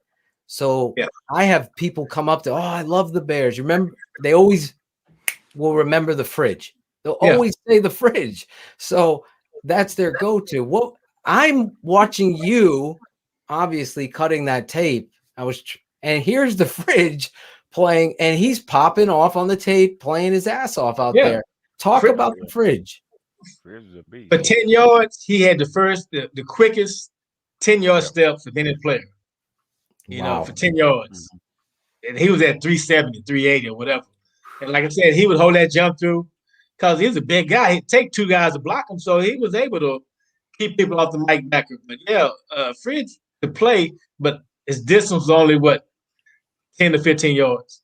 He couldn't chase nobody down the field. Right. But 10 to 15 yards, he had a quick for 10 to 15 yards, quick step, a lot of power, a lot of strength. He can play. He's too quick. He's too quick for the center and the guard. He was too quick and strong and had natural strength. He had the size. Natural Man. strength. Jesus Christ. Yeah. One of the best. Probably you will never see a nose guard. Michael Dean Perry and Fridge was just the best at it. Yeah. He just would fire through there so quickly and had so much power. What a personality, too. Such a lovable, honest guy. Good guy. I hope, his health, obviously, at one point was really concerning. Do you guys still talk to him? Well, I haven't talked to him. Yeah, but, with NFL, the players don't keep in contact with each other that much. Some guys do. I keep in contact with my college teammates more. Me and Stinson, we talk, but most of the guys who I hung out with in Chicago, I don't really talk to. I don't know. I guess because it's a business. And so once that business is over, you kind of move on. Have you ever I call them if they don't. I call them if they even want to talk. I pick up the phone, care what number I call, and I say, "Hey, what are you doing, Dante?" I call them on Facebook or something like that because sometimes you got to remember these guys because when you start losing your memory and start thinking, the day's Thursday, but no, it's Friday. Things like that, you want to at least try to remember faces. So, I call them all the time. I call David Tate, let him know what's up. I love that. I honestly, I ain't talked to Mickey. Yeah, Mickey do it. Mickey Pruitt. Mickey Pruitt. Mickey Mad Dog. It's Mickey Mad Dog Pruitt. Mad Dog. Yeah, I ain't talking to him. Mad Dog Pruitt. Here's my wedding. So a lot of guys you in contact with. I could speak for Lemuel because I know he loves you based on the way he spoke to me about you. So there you go. You got a friend in that guy. I love. I'm my friend. I can tell. Oklahoma. I'm a big. No, he's everybody. He's just a friendly guy. I'm a big Dante Jones fan before tonight. Now you've pushed me over the top, so I can't say enough about you. Let me say this before I forget, Shayne. Actually, Shayne, you have a question. So go ahead, man. Go ahead. The McCaskies, as a football player, did you ever run into them in regards to their ownership, whether it be the mom or Michael was the CEO, chief executive? When I was cutting your tape, it was at the point of him talking about firing Ditka and moving on. And I swear to you, I'm going to do it next show. I just didn't have enough time to cut his interview, but it's the same bullshit that they're saying nowadays. Yeah, it's unreal. The fans are going to be like, "Oh my God!" So here's Michael McCaskill. Did you ever have a run-in with them? And was it just the same kind of shit? This lying. Never talk to me every now and then, but not like that. Just hello. Because back then, Hallis Hall, the office was upstairs, so you go upstairs every now and then, and you would see him. Just say hello. I don't know why I was upstairs for. Maybe didn't even collect a check. I don't know why I was upstairs. They said Alex. They said Alex Brown always used to go upstairs to ask for more money. He got fined probably. He probably got fined. Sometimes you would go upstairs to see him, but it wouldn't be in the locker room. He wouldn't be in the locker room, but you see him every now and then. I didn't have much contact with him. So not even the mom, Virginia, the owner. I don't know. I seen him too, but I'm not sure where I saw it. I seen them on. They always really cool with me because I was talking to them. I seen them on the elevator going up to the room. They really nice. Ed liked to sing. He always sang a lot, and then he did a lot. I mean, they're real genuine people. Mike was Mike, So Mike McCaskill was Mike, So he was always trying to get things done, always business-like. Okay. Lemuel's a big Ted Phillips fan from last time we had him on the show, right? I don't understand. No. I didn't say I was a big Ted Phillips fan. Hey, that hurt my shoulders. I raised up. It hurt my shoulders. Ted Phillips, we had our moments. We're trying. He's an okay guy. They didn't get rid of him, did they? No, they sure did. I told you. How long you been there? 50 years? How long you been there? Oh my God. 84 years? Been there forever. Been there for a minute. He's the one who blocked. He doesn't meddle, but he blocked the LaDainian Tomlinson trade. Yeah, can you He imagine? doesn't meddle, but he hired Damn. Ryan Pace. He doesn't meddle, but they selected Mitch Trubisky and passed 2 generational quarterbacks that, oh, by the way, Watson and Mahomes. I don't, until they allow a football president that alleviates a Dave Wannstedt by understanding, I'm going to talk to players. What is this guy like? That two-face shit, that doesn't fly in the NFL. You got to be straightforward and have the respect of your locker room, and that what they did to you both, just, I don't know. It's just crazy. It doesn't sit well with me at all because you guys were out there. I saw somebody in the chat wanting to know if you guys have your rookie cards. Do you have your NFL rookie cards? I got mine. I have mine. I have my. Do I you? got some cards. I don't know if it's rookies or not. Yeah. Yeah, I think I have they mine. I have wanna, a like, lot. send them to 20, you. 30 That's cards. why. Okay. I got cards. I don't know if they're rookies. I don't know.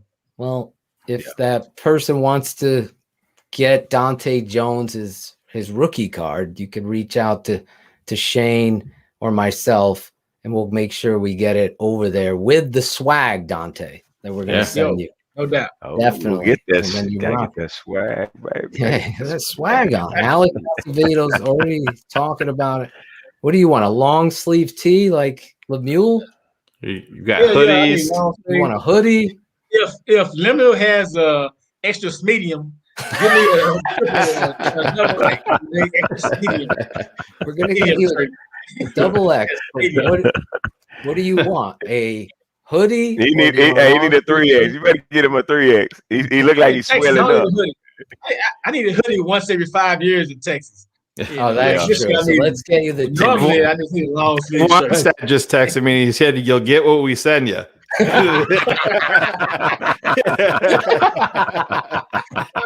man! Okay, I take it. I take the hoodie. Whatever come in the box. We're gonna keep you. No, we're not. Okay. Gee, that's You're terrible. here. That's the worst. You're getting a t-shirt. Okay, thank you. Long sleeve. Yeah. Long sleeve or short? Now is your long sleeve. Like I said, since Stinson got the medium, extra swing, give me a double X. I'm good. We'll get you out there. Make sure you're wearing that TTNL, the tape never lies swag, as you know, never does. You know, Dante, it never lies. You know that. Now you've made a lot of Wannstedt haters, and that's okay. As well they should be. Exactly. I see the chat. Look at this. Destroyed the Bears, man. He destroyed the Bears, man. That's what they say. Dante, you think he gonna get wind of this conversation, ain't he? Hey, there'll be 3 stories about it tomorrow. I posted. I said I hated Wannstedt, which my wife said was strong. So yes, strong. So, but I dislike him with passion. How about that? You dislike him with passion. That's passion. Yes. With a passion. Yes. There's Hate's too strong. There's a Hate's lot too of strong, but I hate with passion. Huh? There's a lot of Like with PC passion. in this world. You guys always kept it 100 as players. I can't thank you guys enough for coming on. Lemuel obviously saw you on center stage, and he's like, I got to get in with my boy and make this huddle and talk the truth about it. Lemuel, do you have a great story about Dante Jones, since he didn't want to tell? He's keeping quiet about you, but I know you have that. Tell you the ruler, boy. Hey, when we say party in Chicago, hey, when we say best dressed, he best dressed. He got the hat, he got the everything. He's G'd up, he laid down. So hey, we could not dress Dante. I promise you that. He was the man with the plan, with the swag. His suits were on point. Phil, every time he get on the plane, he was best dressed. Best dressed right here. Look at you. And I know you're working out now, Dante, Just started. There go your homeboy. For real. Come on, I was better than that. Got to see his reaction. I was better than that, man. I was better than that. He went from I got. We told you Lemuel was the punch it back a little bit. We told you Lemuel was the producer. He put that up there. Who did that? That was all the mule. Oh man, That's your homeboy right there. We're partners now, man. Well, I can't. I know we took a lot of your time. I mean, you came on here at 9 o'clock, an hour and 15 minutes.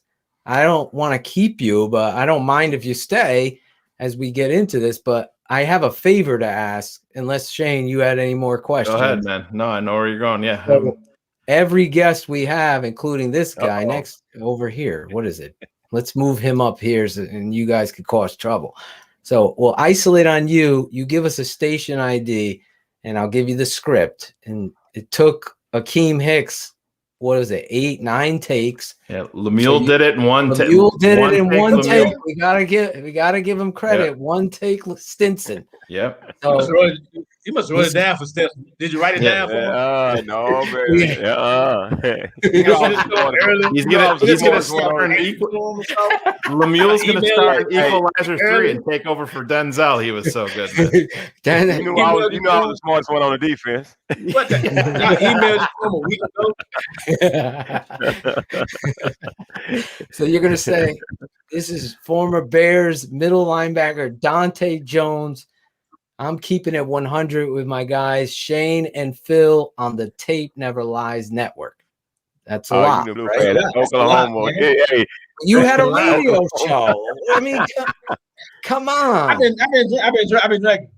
That's even better. That's tea. That's iced tea. I was drinking iced tea, man. See, at first I saw your post today. You were like, I'm going to drink clear. I'm not going to tell all my stories. And you changed your mind. That shows me. I hope your wife was the one that said, go on there and speak that truth. No, she was talking about do the clear. I've been watching it the whole time. Make sure I ain't standing over here. She's over there. Is she coming on this? Is she going to take him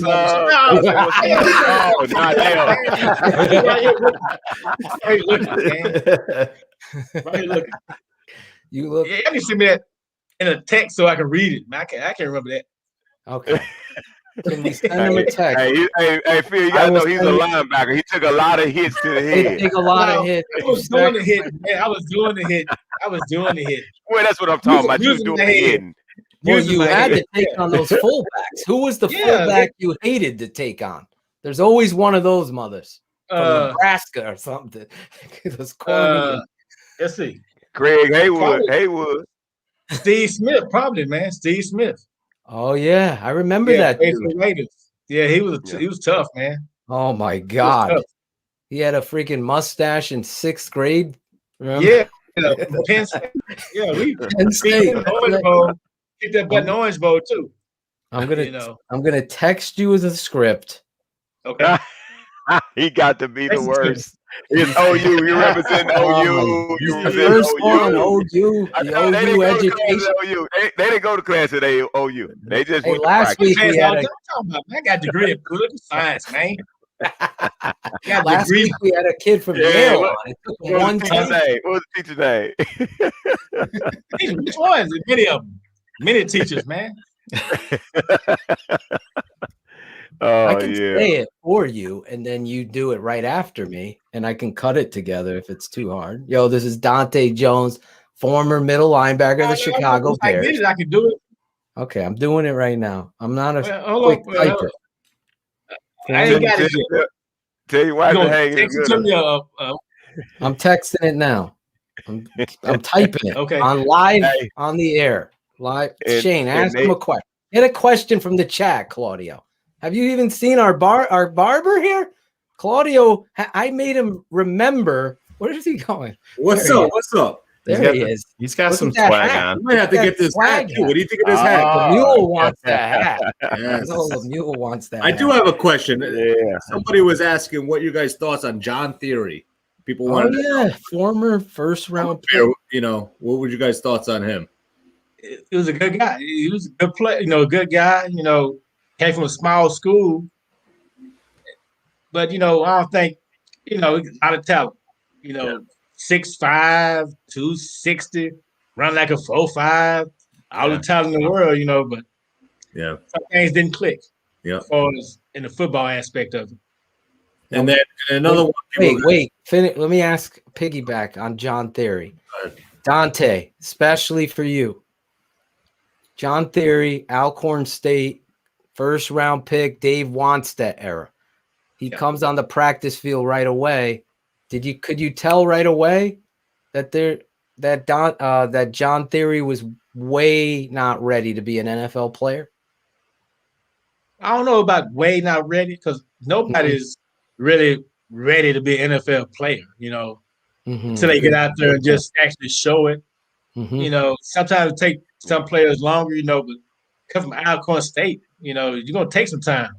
How long did it take Steve McNair to really blossom into who he became? It doesn't happen just overnight, but he had a chance, like he had all the potential to be a great player. Some things just didn't click. It didn't click. People 780 in Chicago was the Dante Jones show. Yeah, there we go. This guy had his own show. Look at our crack research team. I see you, James Foster. James Foster. Yeah, get something for that. Claudio should buy it because he's not doing his job researching that. Yeah, Chris Jackel's pining to be a producer. He didn't have that. It was James Foster. You guys keep it 100. Great work. Look at this. How about this? Adam Rank from the NFL Network. Do I need to show up to defend Nagy? What are your thoughts on Coach Nagy, guys? Who? Woo! You got a lot of work to do right now. First, we'll start with former defensive back from Texas Tech, the Red Raiders, Lemuel Stinson. What are your thoughts on Matt Nagy? I think they already signed him to come back, so I think that he has a lot to prove this year. So he has to make sure he make the right decisions and put Chicago in the place to win and play ball, not back and just be like trying something because it's like you're just throwing plays out there hoping they work. You got to have a plan behind your plays, and I think that he need to be accountable for this football season. I love the word accountable. Dante Jones, Oklahoma. Everybody's not a head coach. There you go. Some guys are better as offense coordinator, defense coordinator, position coach. Everybody's not a head coach, man. So, Nagy or Wanstead? Which one? Both. He said both. Why you stupid? Boy, you You are. Let me change that. Wanstead's the defense coordinator. Mainly a positional coach. He's not a head coach. No, he's good the way he does. Ain't good now. Doing college games, he should stick to that. Doing the college games. He's a good analyst. You're talking. I watch. When I see him, I turn the channel. It's hard to watch him. It's hard to watch him, man. Yeah, I know he's lying. I know he's lying. I hear you. So when Dude, say get off of the field. I'm so glad he needed the script because we just got some gold information. Thank you to my boy Adam Rank from the NFL Network. That dude, if you are not, go over and check out his YouTube channel. That's my boy. Again, I'm always promoting other shows that keep it 100 and that do what they need to do when it comes to this franchise. And you two are keeping it 100 step for step with me and Shayne. Matt Nagy should have been fired. Ryan Pace, Lemuel, you and I have talked. The only guy that has missed more first-round selections and has been with his franchise is Mike Brown, who owns the Cincinnati Bengals. So he ain't firing himself. So the fact that they kept Pace, now you saw this presser. We're going to get into it. Pace and Nagy are like what you guys said. They're in over their head. You can't go to the charter fucking franchise and have to learn how to be a head coach on the job when you're not good enough as an offensive coordinator, as a play caller. And it's unbelievable on every level. And when you add Dante's story to this whole, franchise, it gets me so frustrated because football people like Lemuel Stinson should be brought in, Dante Jones brought in, Olin Kreutz, as I've said many times, that understand what it takes to win in this league and what it takes to hire the right people that are going to find the hidden gems, the young Bill Belichick, the Pete Carroll when he was young, and build off that. Look at Mike Tomlin. It's disgusting how many black coaches got overlooked. It's still going on. You blew my mind tonight. 1970, it took Texas. 1970. So don't give me the shit that there's no bias when it comes to the Chicago Bears. When I look at the quarterbacks they've drafted, I keep it 100. You had a chance at Deshaun Watson. We'll keep it there real quick. You got the script, right, Dante? I got it. Okay. Last point. I know I ruffle feathers. Smoke weed. Record this. Mitch Trubisky and Deshaun Watson are on the board, and they both play in the ACC. And somehow this guy, saw the potential. And there was a lot of other people that did. Unfortunately, Shayne and I were not those guys. It was easy layup, Deshaun Watson. Real quick, if they trade 3 first-round picks for Deshaun Watson to make up their mistake, not only are they admitting their mistake, but they're obviously desperate, having to do what they should have done originally and properly addressed your job to find the quarterback, which is it's been a miss all this time. So that's my mini rant as I delayed for Dante Jones to make his TTNL debut. Former host of the Dante Jones Show on 780 in Chicago. Dante, you ready? I'm ready, man. I'll count you down on a 3, 2, 1, and then you'll say the script. You ready? Yeah, ready. 3, 2, 1. Yo, this is Dante Jones, former middle linebacker for Chicago Bears. You keeping it 100 with Shayne and Phil on the tape never lies. What up? Oh my God. One take, Lemuel.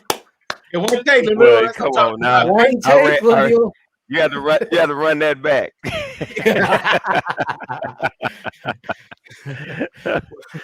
You guys have been amazing. If this isn't the best show, I don't know what it is. Look at Lemuel. Hey. Look at him, head on a swivel right there, John. Right there. Hey, that's probably a pick for a touchdown right there. I only had 2 of them. Is that Minnesota? No. Minnesota was at Minnesota. I put that up for you this week. Hey, I seen that. That was beautiful. Hey, I got a lot of calls from that one too. Hey, you're looking to the sideline. You're looking to the sideline to see where Wanstead was, right? I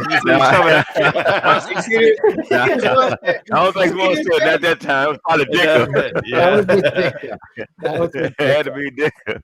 If you're not a fan of Lemuel Stinson and Dante Jones, you millennials, after this show, you got to go watch their tape. Do the research. These guys are amazing people. Look at Joe Marino saying, great job, Dante Jones. You're getting a lot of fans tonight. I really appreciate you guys.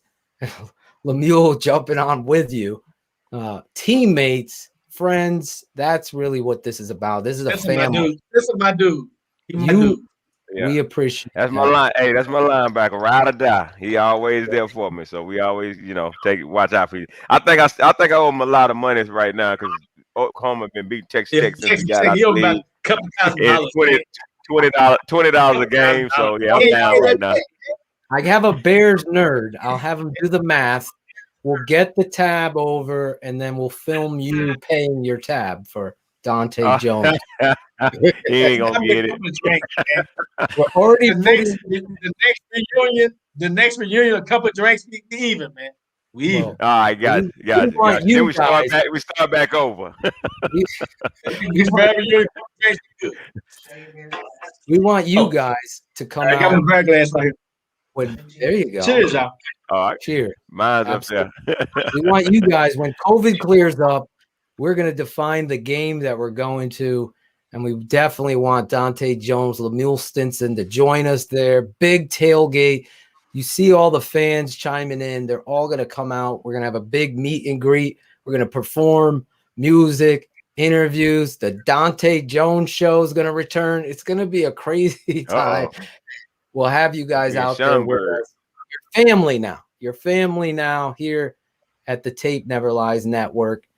Any final questions for these guys as we let them go? And I want to shout out your wife before Dante. She's looking out for you. She's keeping you under control.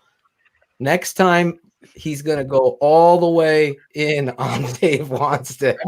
I'm at to lock her in the bathroom so I can go all out. She over there like this. Don't you say that? Yeah, she said. Hey, listen. As like you said, it's too strong. It's too strong. That's let me change that. He's not too strong when it comes to something that you're so passionate about that someone stops you and lies to you about. So we've had people from Japan.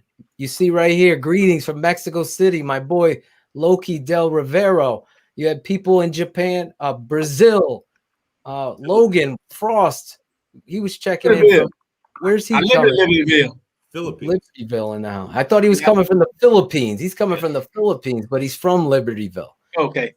We got people in D.C., Washington, D.C., Connecticut. Adam Rank, Schaumburg representing, born and raised there. Now he's in Cali. You got fans all over the world checking in, bringing two classic football players. Look at them. Colorado Rockies, Connecticut, another Connecticut. Got Connecticut Bear fans out here, boys. I'm serious. Can't thank you enough, Dante Jones. Can we have you back? Anytime. That's what I'm talking about. The swag will be sent out. And I wear the shirt. You wear the shirt. I need a picture of you. I'm going to put together this real amazing piece as we get further along in the off season, because obviously maybe we'll have the draft. Maybe we'll have to do a watch party with the OU Texas Tech game. Oh, that would be a great. We'll go live. That's not a real game, man. It's not a game. That's gonna be a rough day for him. That's gonna be a rough day for Oklahoma. That's a scrimmage. It's a game. That's how y'all want a game, man. Hey, I'm going down there and talk to Texas Tech and talk to them. That's what we'll be all right. We're gonna beat OU. There you go. And you're both penned in with Penn into the Tape Never Lies Fantasy Football League. Yeah. This next season, we have this big setup for it. So we're going to put you both in it. Steve Edwards, former Chicago Bear, he's going to be in. We got a surprise Chicago Bear that's going to be in it.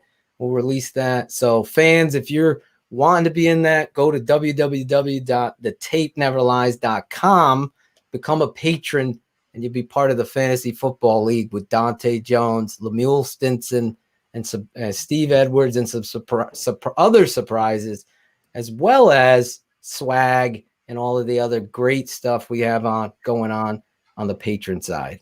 Shayne, we've said it all. We've done it all with these two. I can't thank you enough. Lemuel, you were the surprise. You were the cherry on top. Look, there he is, rocking that swag. Look at him. He's not afraid. You got look at The Bachelor. This guy was on The Bachelorette. Big fan. Mikey Tenorelli. You got Ryan Cox wearing some Keepin It 100. My boy Noel Padilla. Look at him. TTing out. That looks sharp. It looks Clemson. Like, doesn't that look like Clemson? It does. Anyway, great job. Thank you guys so much for jumping on with us. What a great show. Honestly, I can't thank you enough. We'll definitely have you back. And the swag for you, Dante, will be out there this week. Thank you guys, man. Really appreciate it. Thanks, guys. Anytime. Unbelievable. Y'all take it easy now. God bless you, Lemuel, both of you. All we have is our health in this day and age. So God bless. Thanks, These guys. two. Unbelievable. Dante Jones, Claudio. Love the energy, man. That's great. Two on at once, man. It's Lemuel texts me. He's like, send me that link. I'm gonna get in there. I'm gonna surprise his ass and get after him. I go, oh, that's why I was fumbling with my phone. I'm like, I gotta get him in there. Lemuel, I just love that guy. I mean, and Dante's energy just fits perfectly in. If you're a hater, like you don't get what you just got. If you're a millennial, you don't understand the big pads and the stories. And it just like this, like John is saying, it never disappoints. We don't have a script. So just to go on the show and just have that, the Wanstead stuff, you can't even, it writes itself. Just keeping it 100. Well, it's so sad though, too, Phil, because it really it's is a lot of what we're dealing with now, with the bullshit and we're built on truth no matter what, even if it's uncomfortable to talk about. And this is your favorite football team. We invest so much time and effort and blood, sweat, and tears and finances into this team. How many 4 hours? How much you put in 4 hours? Yeah. But then you look back to what these guys were dealing with, and it's exactly what we're seeing today. So what does that tell you? You look right up at the top, and if that shit was flying back then and it's still flying in 2021, and then you wonder why you're a mediocre at best franchise. Big plays are nice. Exactly. So there you go. That's what happens. Did you?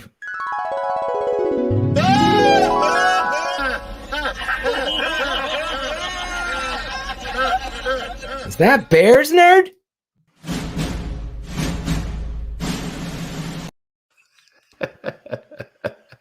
Oh my God.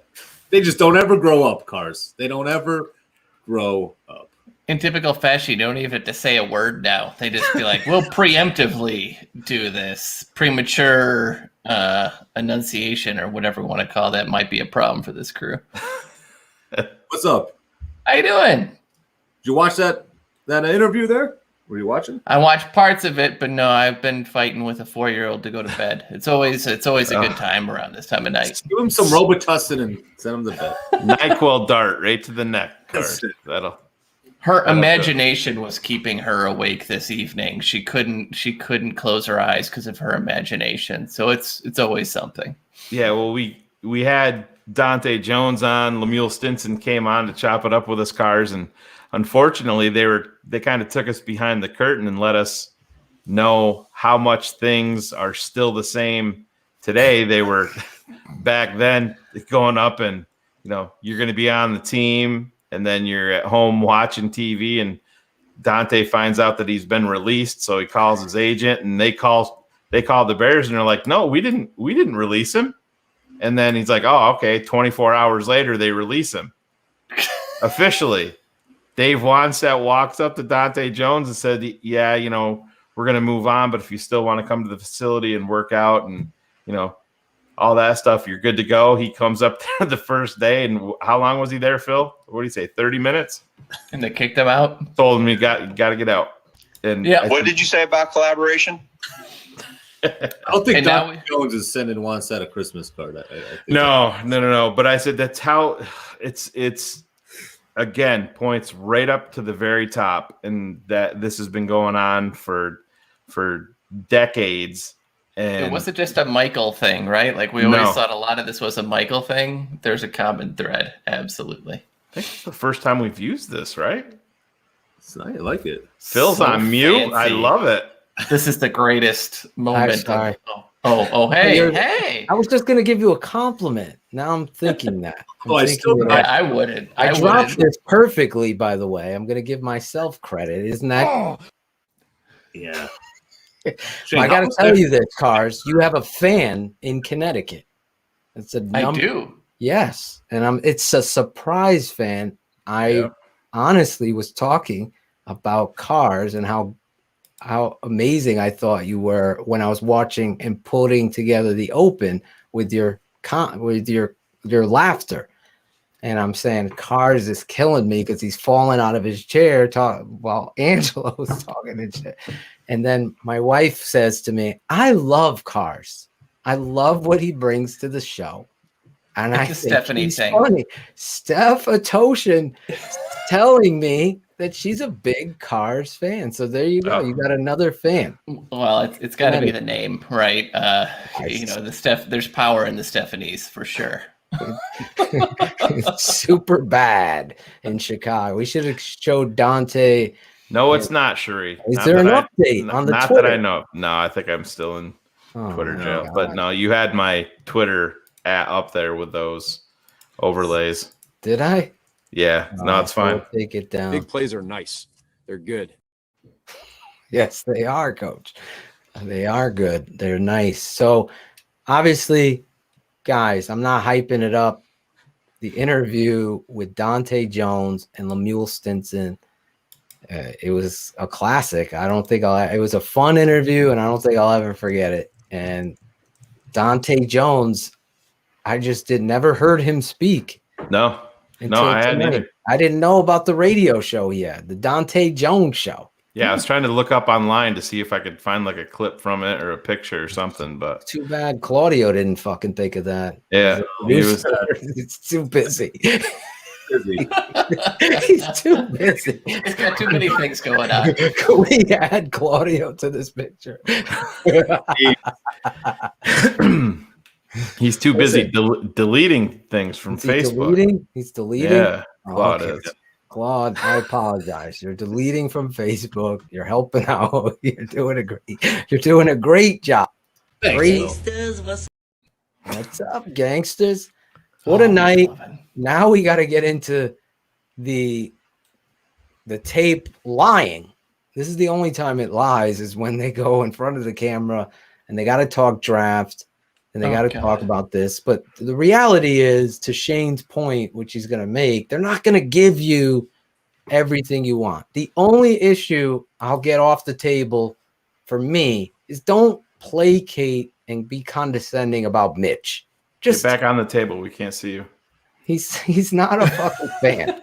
He's not on the roster. Like Nick Foles, I get, guys. Yeah. Right. Before we go, Nick's on the roster, but Right. Mitch isn't. So why are you're not getting an advantage of any sort? You just say your truth about Mitch. It's poker. Mitch was the It's guy. poker. Nobody's saying, listen, if you're coming out and providing a blueprint, if you're coming out and providing a blueprint right now, you're not doing your job. But I get that. But the Mitch thing is not a part of the blueprint, Shayne.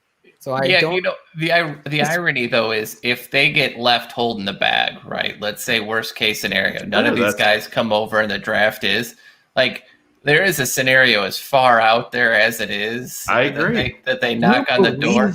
He will come back, Mitch. I don't know how many options. The thing that's going to come back, I don't think he would, but I don't know how many options he's got to have. There aren't a lot of guys, like Gruden has his one person, so maybe Gruden will do it since he's kind of in the Mariota mold. But like he doesn't have the big following of guys that would want him, so he easily could be sitting there.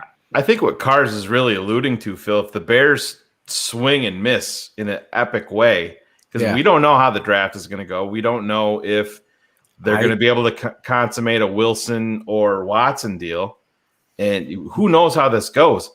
I agree with Cars. There's a scenario where they're going to go to Mitch, and quite honestly, Chicago, in terms of playing potential, is going to be his number one option. Oh yeah, by a country mile. The way that I'm looking at it, there's no Patriots. What did you say about collaboration? I didn't say anything about it, Coach. Yeah, I think they're going to go back to Cam. I mean, and part of the reason being, name a receiver on that team this past year. Name all the offensive linemen, right? Now that all their guys are coming back in New England. Yeah. So I think they're going to give Cam another shot on a try it basis. I don't Absolutely. think Cam's going back to New England. I'll be shocked.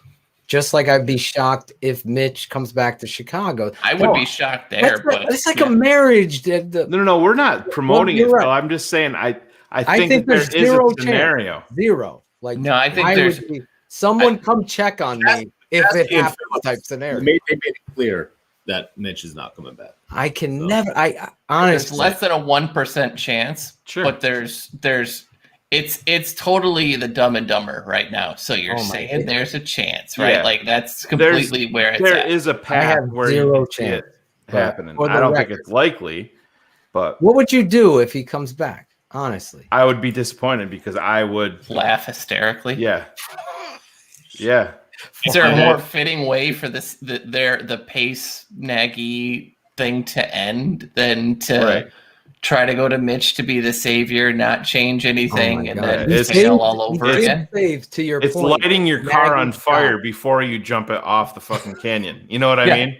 Yeah, I want to make have sure the same ending. You just want to burn yourself to death before I you. couldn't jump off that hill. I couldn't jump off that roof.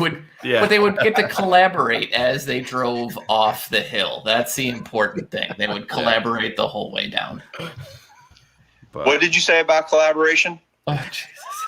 When I heard Ryan Pace say that, and you could see him instantly go, I know we use that word a lot around here, because you knew he said to himself before the fucking presser, I'm not going to say collaboration. You could just tell. You could tell because he instantly. True story. I'm jogging on the treadmill. It's outside the studio here, and I'm watching the Nagy presser, right? And Shayne and Ryan Cox are texting back and forth about the press or whatever. And I'm watching it, and that happens.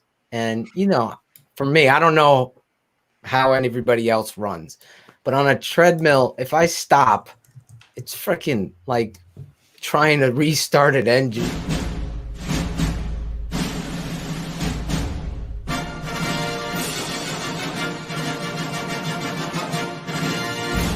What did you say about collab?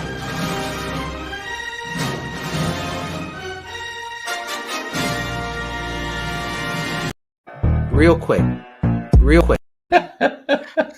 What did you say about collaboration? Exactly, Coach. I was saying, unfortunately, until Shayne busted my balls. See, we all get our balls busted here, guys. It's not hurting my feelings. We do a beautiful job. Listen, beautiful. It's pure bliss the way you did that right there. But the reality is I can't get going again. I was so in shock when he said, What did you say about – I go, pull that clip. That's going to be the drop on the show all offseason. What did you say? Like he got offended that someone was talking shit about collaboration. That's how I see it. It works perfectly on this show. It is, as Alex Acevedo and our guy, Angelo, Joe Marino would say, pure bliss. Ladies and gentlemen. So let's watch this press. Ready to see this shit show? Let's go. I didn't even watch it the first time. So I wasn't going to waste my time watching them jerk each other off with collaboration and teamwork and fired up. So let's get it done. Great get off. From the start here. Go ahead. Is that Claudio? Year as we're approaching free agency and no, you got to turn it way up. Sensitivity. There you go. Obviously, it's a time period where every team's got to make a lot of decisions, a lot of important decisions. Your own UFAs, evaluating the free agent market, the trade market, prepping for the draft. That's just the moment we're in right now. Our coaching staff's been finalized. That was really the first step in our offseason process. We're excited about a lot of the additions and some of the changes we made on the coaching end. But now it's onto the roster. So that's the window we're in. And with that, I'll be happy to take nice haircut, though. Yeah, he's got Lawrence Funk, friend of the show, did a great job with that. Hi, Ryan. Do you have a plan you feel is going to get you a start? Do you have a plan? Nope. That would have been the greatest moment in sports history. Do you have a plan? Nope. Quarterback situation, and If he was honestly, that sarcastic includes with players on Brad, our that current would have roster. been That dope. includes free agency. No, Brad, we don't have a trade, fucking plan. Draft and a combination of all Hub that. had the most cringeworthy We have a plan question in place, and now ever it's about when he was executing talking that plan. about Watson and Wilson. Pat Who did? Hub Arkish. Oh, yeah. Hey, Ryan, how are you? Hey, Pat. Hey, have you made a determination whether Mitch Trubisky will return next year, or whether you're interested in a return from him? Yeah, again, that's going to be part of our offseason plan, and we're not going to lay all that out right now, Pat. It's just those are all internal discussions we've had, but I would say So what's the everything's point on the of table this with all the presser? quarterbacks. Yeah, all quarterbacks are on the Ryan, you talked in January about being connected on a vision with Matt in regards to going after this quarterback position. I'm curious what all goes into that as you guys put your heads together and try to, converse through the traits you want to prioritize. I wish he was smoking like a whiskey in his hand during this. Like, fuck if I know. We're trying to figure this shit out right It's now. not just Matt and I. It's our coaches I got and no our scouts idea. together. And You I should would have just say, said Tyler. It's Tyler Bray all season. positions, but especially that one. It's a daily conversation. Why do you think we've kept him along so far? Not just talking, but watching film together, discussing different traits, discussing different players and different avenues to acquire those players and different combinations. So I think we're ready to kind of pivot a number of ways. I think that's going to be important this offseason, especially with that position. Ready to pivot. Ryan, obviously, there's a couple high-profile trades already at the quarterback position. There's rumblings. I know you can't speak about other players who are under contract elsewhere, but when you hear the rumblings about potential star quarterbacks that could become available, how do you respond to that in knowing that this is your number one priority? Yeah, I think, and it could be, you're right on a position of need, you could say, but it could be any scenario where there's a potential trade. We're going to explore every one of those, Dan. We'll be thorough with that. So it's just us doing our due diligence on all different things and due diligence avenue to improve our team and improve our roster. Just pause it, Claude. No different with that. Yeah, especially in his thinking moment. Answering Alex Sims, Hakeem is a dominant defensive lineman. I was listening to Waddle and Sylvie, and I don't agree at all with what Waddles was speaking in regards to Jeff Darlington, where he was assessing the value of Roquan Smith versus the 20th pick. It doesn't even make sense. No. Roquan Smith is a known commodity in the NFL and a damn fucking amazing football player. To think the 20th pick in the NFL draft that kind of poker role is worth more than Roquan Smith is complete, utter meatball. I'm sorry. That's the worst take I heard, and I'm surprised that Tom Waddle said it. I had to listen twice. I'm like, what are you speaking? Like, Roquan Smith some weird hot takes. As holy shit! That Roquan, I did not expect that though from Waddle. Like that, I just had to keep it 100. I wanted to pull the audio or have a producer do it, but Claude's been busy deleting stuff on Facebook. But reality is Waddle saying that. But back to Jeff Darlington on this. Darlington went on ESPN's Take or something, and he talked about the Chicago Bears being desperate. Everything Cars and Shayne, and I said, 2 months ago? Oh, yeah. And I told you the story that Shayne put me in the corner and was like, Phil, think about this. They have no other option but to clear their name by being desperate. They're going to go all in on somebody. Well Darlington says it. Yeah, you're seeing more and more of that, Phil, because I just think, like I said, not everybody is invested in Chicago like we are. But just to go back to that Darlington clip, it's 100% true what he said. Yes. Listen, we have that clip. We talked a little bit today when you're talking about the the Bears in the 20th pick and people saying that it doesn't have value. Well, you look at Miami, and yes, they can offer you more ammo, and they have the picks this year, or somebody like the Jets. You just things in the NFL change so fucking fast. It's maybe Miami's picks next year is 25. You know what I mean? You just you don't know when you're dealing. When you don't know where it's going to be next year. Phil, you saw that. Look clip what happened today. with Oakland, right? Yeah, Oakland traded us Exactly. back, expecting us They to get gambled. a higher draft pick, They and thought that they were going to get failed. the top 5, Yep. right, Cards? They really did. Then the Bears go out and win the North because you get an elite talent. Yeah. That's why trading first-round picks, to me, to get a Watson, yes, it's egg on your face. But I wanted to make that point before. Yeah, but who gives a shit? At least you're course corrected. cares? At least you've course corrected, admitted your mistake. You know why we're going to be upset with the giving up first rounders? Because we're into the draft, and you love the excitement of draft day, and then you miss out on that. But the thing about it is, you're getting a sure bet. Yeah, exactly. Look at last year's draft. Like, look at the first round. Look at the last Exactly. 3 years. There was, listen, we give PFF a lot of crap, but one of their guys had a fantastic tweet. It was like, you could watch the film and be wrong 75% of the time. You could watch the stats and be wrong 75% of the time. But if you watch the you look at the stats and watch the tape, you're still going to be wrong 75% of the time when it comes to the draft.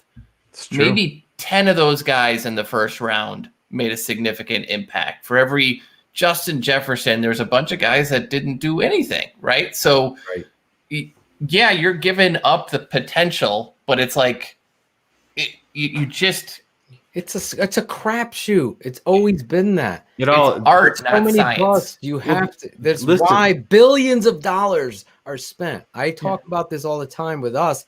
That's why I'm proud of what we do here, and our history was deleted. I'll just keep it at 100. But the reality of those shows and the analysis that we put out there, and I say we, it's Cars, Shayne, and myself, talking about these prospects and where they were drafted, right on the money. Add Berlissimo now to that. He's been on the money with a lot of these things, and we don't get the benefit of sitting down with the football player and knowing the person. That's where this clown, this guy here, he does. He controls the cards. Hey, I want to talk with Zach Wilson. I want to know who is he. And I have a Toyota Camry. What does he drive? Right? It's very rare that you get a second shot to be a general manager. I mean, it happens. God. It's just after missing. It's rare. That's what you're. That's what I was just going to ask. You think because he missed on taking Watson, he wants to get him now more? Yeah, well, Claudio, you have to. It's like doing something stupid, and you know your wife is going to be pissed about it. Mm-hmm. Are you just, we've all been there. We've all doubled down and say, no, you're wrong. You're wrong. But deep down inside, you're like, fucking A, I should have just taken the fucking bullet. This would have been over with. And now you're 2 weeks into it, and she's still pissed off at you and all this stuff. The worst thing that the Chicago Bears can do is to not go after Deshaun Watson or Russell Wilson. Our fans are so smart. You're smart, obviously the smart. I totally agree. You have to. Yeah. So here's some audio I could play, I believe. Can I put it? If I may. Sure. Report from my main man, Dan Cilio, who, to his credit, has been on fire with his NFL coverage this offseason. Yeah. Made himself a very well-connected dude. Doesn't get a lot of the national props because he doesn't have a big platform yet, but I know he's building it. What if I tell you this? Tell me. Chicago Bears, according to Danny, making a Herschel Walker-type offer to the Houston Texans for Deshaun Watson. Yep. Just putting it out. Hold on a second. So there you go.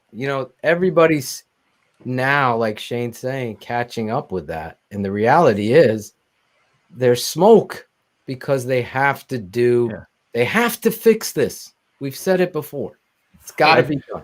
And it's more important to what you guys were saying. He's not getting another shot. His record, what has happened, his drafting history, right? Like all of those things. For every Eddie Jackson, there is a Kevin White, right? And regardless of injuries and all those things, right? Like you can't miss on 3 guys in the top 10. You can't drift Mitch over 2 guys who are statistically having the best careers at the quarterback position in NFL history when you look at QBR and things like that, right? Like you can't do that and keep your job or get another job somewhere else. Yeah, Pace is intently listening to you right now. Yeah, I agree. He's all in. What is well, he gets lost in my eyes, is what it is. It's really a problem. Collaboration. Want to play this more here? Yeah, we could play a little more. All right, let's go. Let's see what else he's got to say here. Dash. Here's Hub. Oh, Hey, Ryan, 2 questions. Has Eddie Goldman given you any indication or confirmation that he will play in 2021? And also, considering the tight salary cap situation that you're in, what is your confidence level in, as honestly as you can be, that both Kyle Fuller and Akeem Hicks will be on the roster in 2021? Yeah, good question, Mark. With Eddie, we've communicated with Eddie on a regular basis. We did that during the season as well, and obviously we really missed him this year. Excited to get him back in the mix. Coach Rumpf, our new defensive line coach, has communicated with him as well. So that's all been part of it, and obviously he's a big piece of what we're doing. So we're excited about that. What was your second question, Mark?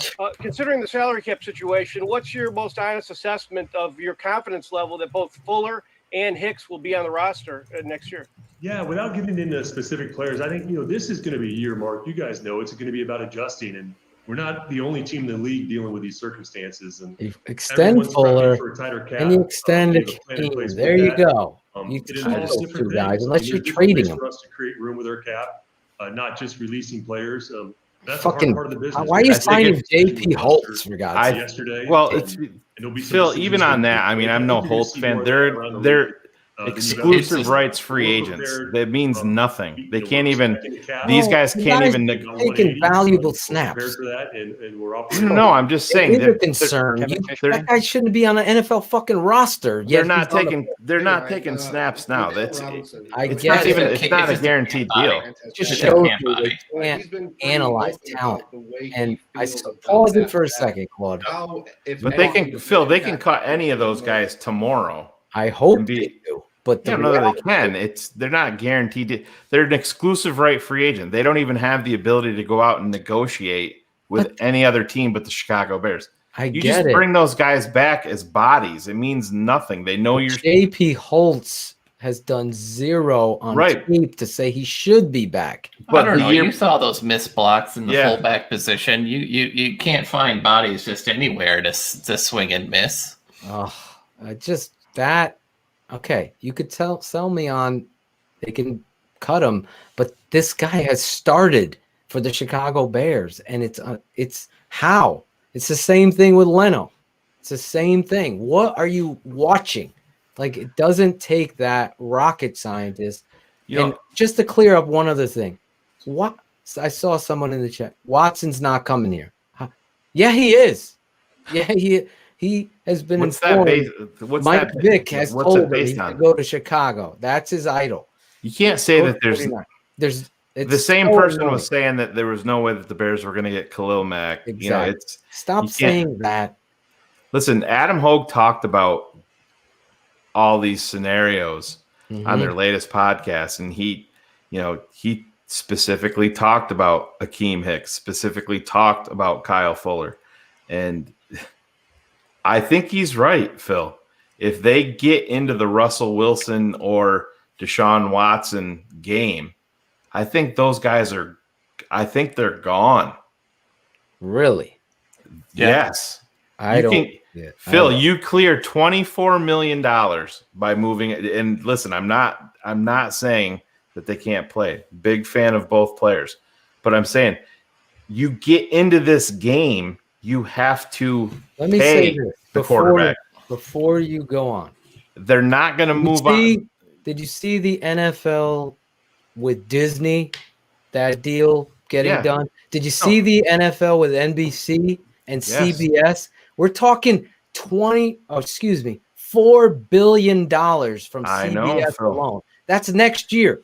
It's due. This cap is going to rise. So you got to play the right players and push that fucking money forward.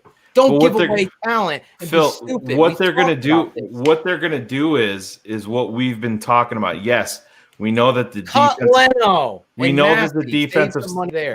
defensive side of the ball has been the focus, and we know that you need to have 65% of exactly.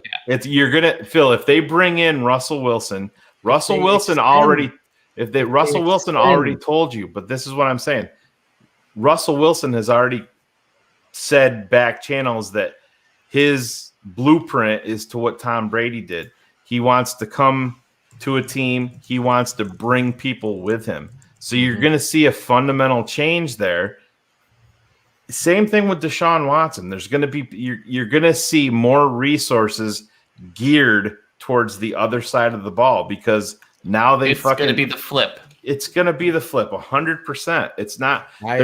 I disagree. They did it with Cutler. Yeah. Look at what they did right away. They went out and got Marshall. They went out and got Martellus Bennett. I agree with the Russell. Let me say this. That's what they're going to do 100% because you're not going to get the value out of the guys over 30 anymore.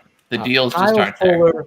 You extend, and you push that money into the next years. Because he can move back, as we've talked about. No, I agree with that, Phil. I'm talking about what they're going to do. Their history is that. They're gone. You got a teenager without a license driving. We know that though. Like we already know that. If it's the wrong decision, these guys are going to make it. Be prepared that I'm going to fucking flip out if you're cutting for cap reasons. Pro Bowl talent. Akeem Hicks, he's older, but he's not washed up. This isn't like we're watching my father and I breaking down film against the Saints in the playoffs. He's the most dominant player on defense. I don't like Logan's got a comment here that Fuller is going nowhere. You can't let your fandom come into play here. I'm not letting fans. No, I'm not saying, but to say that just to say that it's cut and dry and that's based on nothingness. But you guys are basing it on an unknown cap, $180 million this year. You can go to Kyle Fuller and say, we're going to pay you this year to help us out. We want to push that money forward. We know the NFL deal is going down. It's already Disney is fucking overbidding. They're not going to push. They're going to be picky on who they push forward. Exactly. Kyle Fuller, absolutely. Akeem Hicks, look, he's played 20 games in the last 2 seasons, right? He was nicked up a lot. Fucking brings back JP Holtz and starts Leno every week when the tape said. And if you're gonna fucking tell me you're moving on from Akeem Hicks, that's fool stupidity. That's just dumb football. What have we seen from them? Why would you expect anything less? What has Ryan Pace done since the end of the season? He saw Khalil Mack. These are the positives I see in Ryan Pace. But what has he done since the end of the season? That press conference? He hasn't done shit yet. Yeah, honestly, we don't know. Ownership, everything. There's no reason to think that was the worst ever. I totally agree with you, Cars. That was condescending. It was terrible for the fan. Jackal's saying it right here, Phil. And this is where it's not talked about. I get it. So you can function and still move. Yes, you can, Phil. But there's gonna be a fundamental shift in the way that this team is built. They understand that Kyle Fuller is still a viable option at cornerback. Yeah, but this is where I'm gonna ask you. Yes, okay. I understand because you could trade Hicks. Okay, you're trading. What are you trading him for? To Seattle for Russell Wilson. You're trading. They're not going to player. They're not going to trade. They're not going to want a 32-year-old defensive. Yes, they will. He doesn't. 100% disagree. He doesn't contain any value in a trade like that with a 1-year deal too. He doesn't. Yeah, with 1-year deal. How many? He's got 1 year left on his contract, right? And he's going to be 32 years old, and he's been injured. I totally disagree. How old is JJ Watt? How old is JJ Watt? He was a free agent.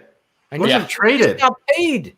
Yeah, he was a free agent, 2 years, Phil. $31 million. You're speaking one thing and saying No, I'm not, Phil. You're not. 1 year deal. You're to looking at it as a coach for a that free doesn't give a agent. shit about the business part. You want to say that it How doesn't much matter did- and it doesn't exist.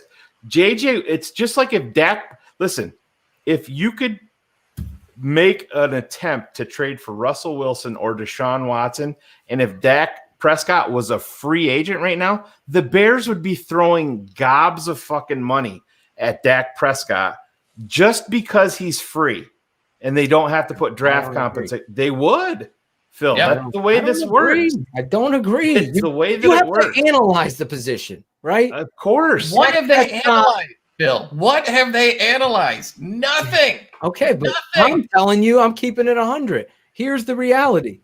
You're giving me two things. You're giving me a player, and you're not giving me the reality of that player. But let me go No, through we're them. not. Phil, we're I'm the talking about coach. if you get You're the GM talking business now, right? To me, this is me fighting for my guys. You're not going to fucking tell me the consummate professional cornerback who does the film study, who does nothing but work his ass off for the team, isn't worth it when you know the big fucking money's coming back in 1 year. So this year, we got to talk to you. We want to keep you here 100%. But we know you have that number that Jackal's throwing out there, 20 million, like a quarterback. You're a corner. You're a goddamn top 3 corner in the league. You don't fucking cut that on the street. That's stupidity. I will go to my grave, especially with the fact that you and I know that this guy, once he loses that step, as I said with Adam today, what we've talked about, he can play safety and be a damn fucking good Pro Bowl safety. Right, Why Phil. get rid of that? Because of Phil, money? Phil, Because of money now? Phil, Well, you're not listening to what we're saying, though. We're saying part of the reason that they will move on from these guys is because of you're getting back. We're in this scenario. What do we got? You're Tell me. getting Russell Wilson or Deshaun Watson in this scenario, and Okay. then there's going to be a fundamental change in this defense. In this team, you're going to take from the defense, and you're going to take that money, and it's going to go over on offense. You're going to see a shift in philosophy in how this team was built. You're going to listen. What I'm saying is, I understand you're gonna bite the bullet on defense. It's not going to be the same Chicago Bears defense because why? They can in two moves, they can clear $24 million like that without taking a financial hit. They're gaining $24 million. And remember, next year, after this year, Watson's contract goes 40. up from 15 to 40 million. It's going to be 230 million next year. Right. Put that in your And- wallet. and That's you've what's been- going to happen because this NFL deal. And you've is already going borrowed. down. from It's already Kyle- agreed. You've already borrowed from Kyle Fuller. You've already borrowed from Cody Whitehair. How many years You've does already Kyle borrowed. have the deal left? You've How many already years? borrowed twice from Khalil Mack, and it's going to be a third time. We don't even know what the general manager is fucking making or how many years he has on his It contract. doesn't factor into the cap. I'm just saying, you go in this situation with Kyle Fuller. How many years does he All have? right, On so Phil, let me ask you this: how many years? It's his last year. Yeah, So you're he's got 1 year. That's it. Phil. You're fighting for you're the head coach, and you're coming into my office as the GM, and you're fighting for your guy. And Yep. then, so you're telling me everything that's great about Kyle Fuller, Yep. and I'm going to turn to you, and I'm going to say, all right, coach, totally agree with what you're saying. Now you need to make a decision. I'm either going to give you Deshaun Watson, and we're moving on. We're taking Kyle Fuller's money, and we're going to use it elsewhere. Or you're not going to get Deshaun Watson. What's going to be your answer to me? And that's going to be cut and dry. There's no other scenario. That's what I'm telling you. You have your two options. You're 'Cause, going to yeah, but like Allen Robinson, right? If you go and re-sign Allen 18 to 20, if you factor in that the next 2 years, you said 230 million is going to be the cap, right? That is $45 million of cap extra next year that we don't have. That covers almost the full blip of what you've just talked about. And then that's not even that's count. two That's not guys. even that's two guys. That's not Roquan's extension. You're That's gonna not any of these other James guys. Daniels. You're putting me in the coach's seat. I'm fighting for my guys. I'm going to them. But you based have- on this You situation that can't we're in. pay everybody, Phil. You cannot COVID. pay everybody. I get it, but I'm telling you, I can save millions cutting the reality of players that suck that you're paying. Leno, Phil, Massey, the whole you're thing you're 16 missing is we 16 million. understand that what you're saying, but there's no reason to sit down and believe that Ryan Pace or Matt Nagy are going to make these decisions. Nothing in their past history is going to show them. We've So, we've said things on this show, and all of a sudden they've done it. The Khalil Mack trade, maybe, but Roquan Smith. You called Allen Robinson. You're gonna have to rob from someplace. Yes. To get.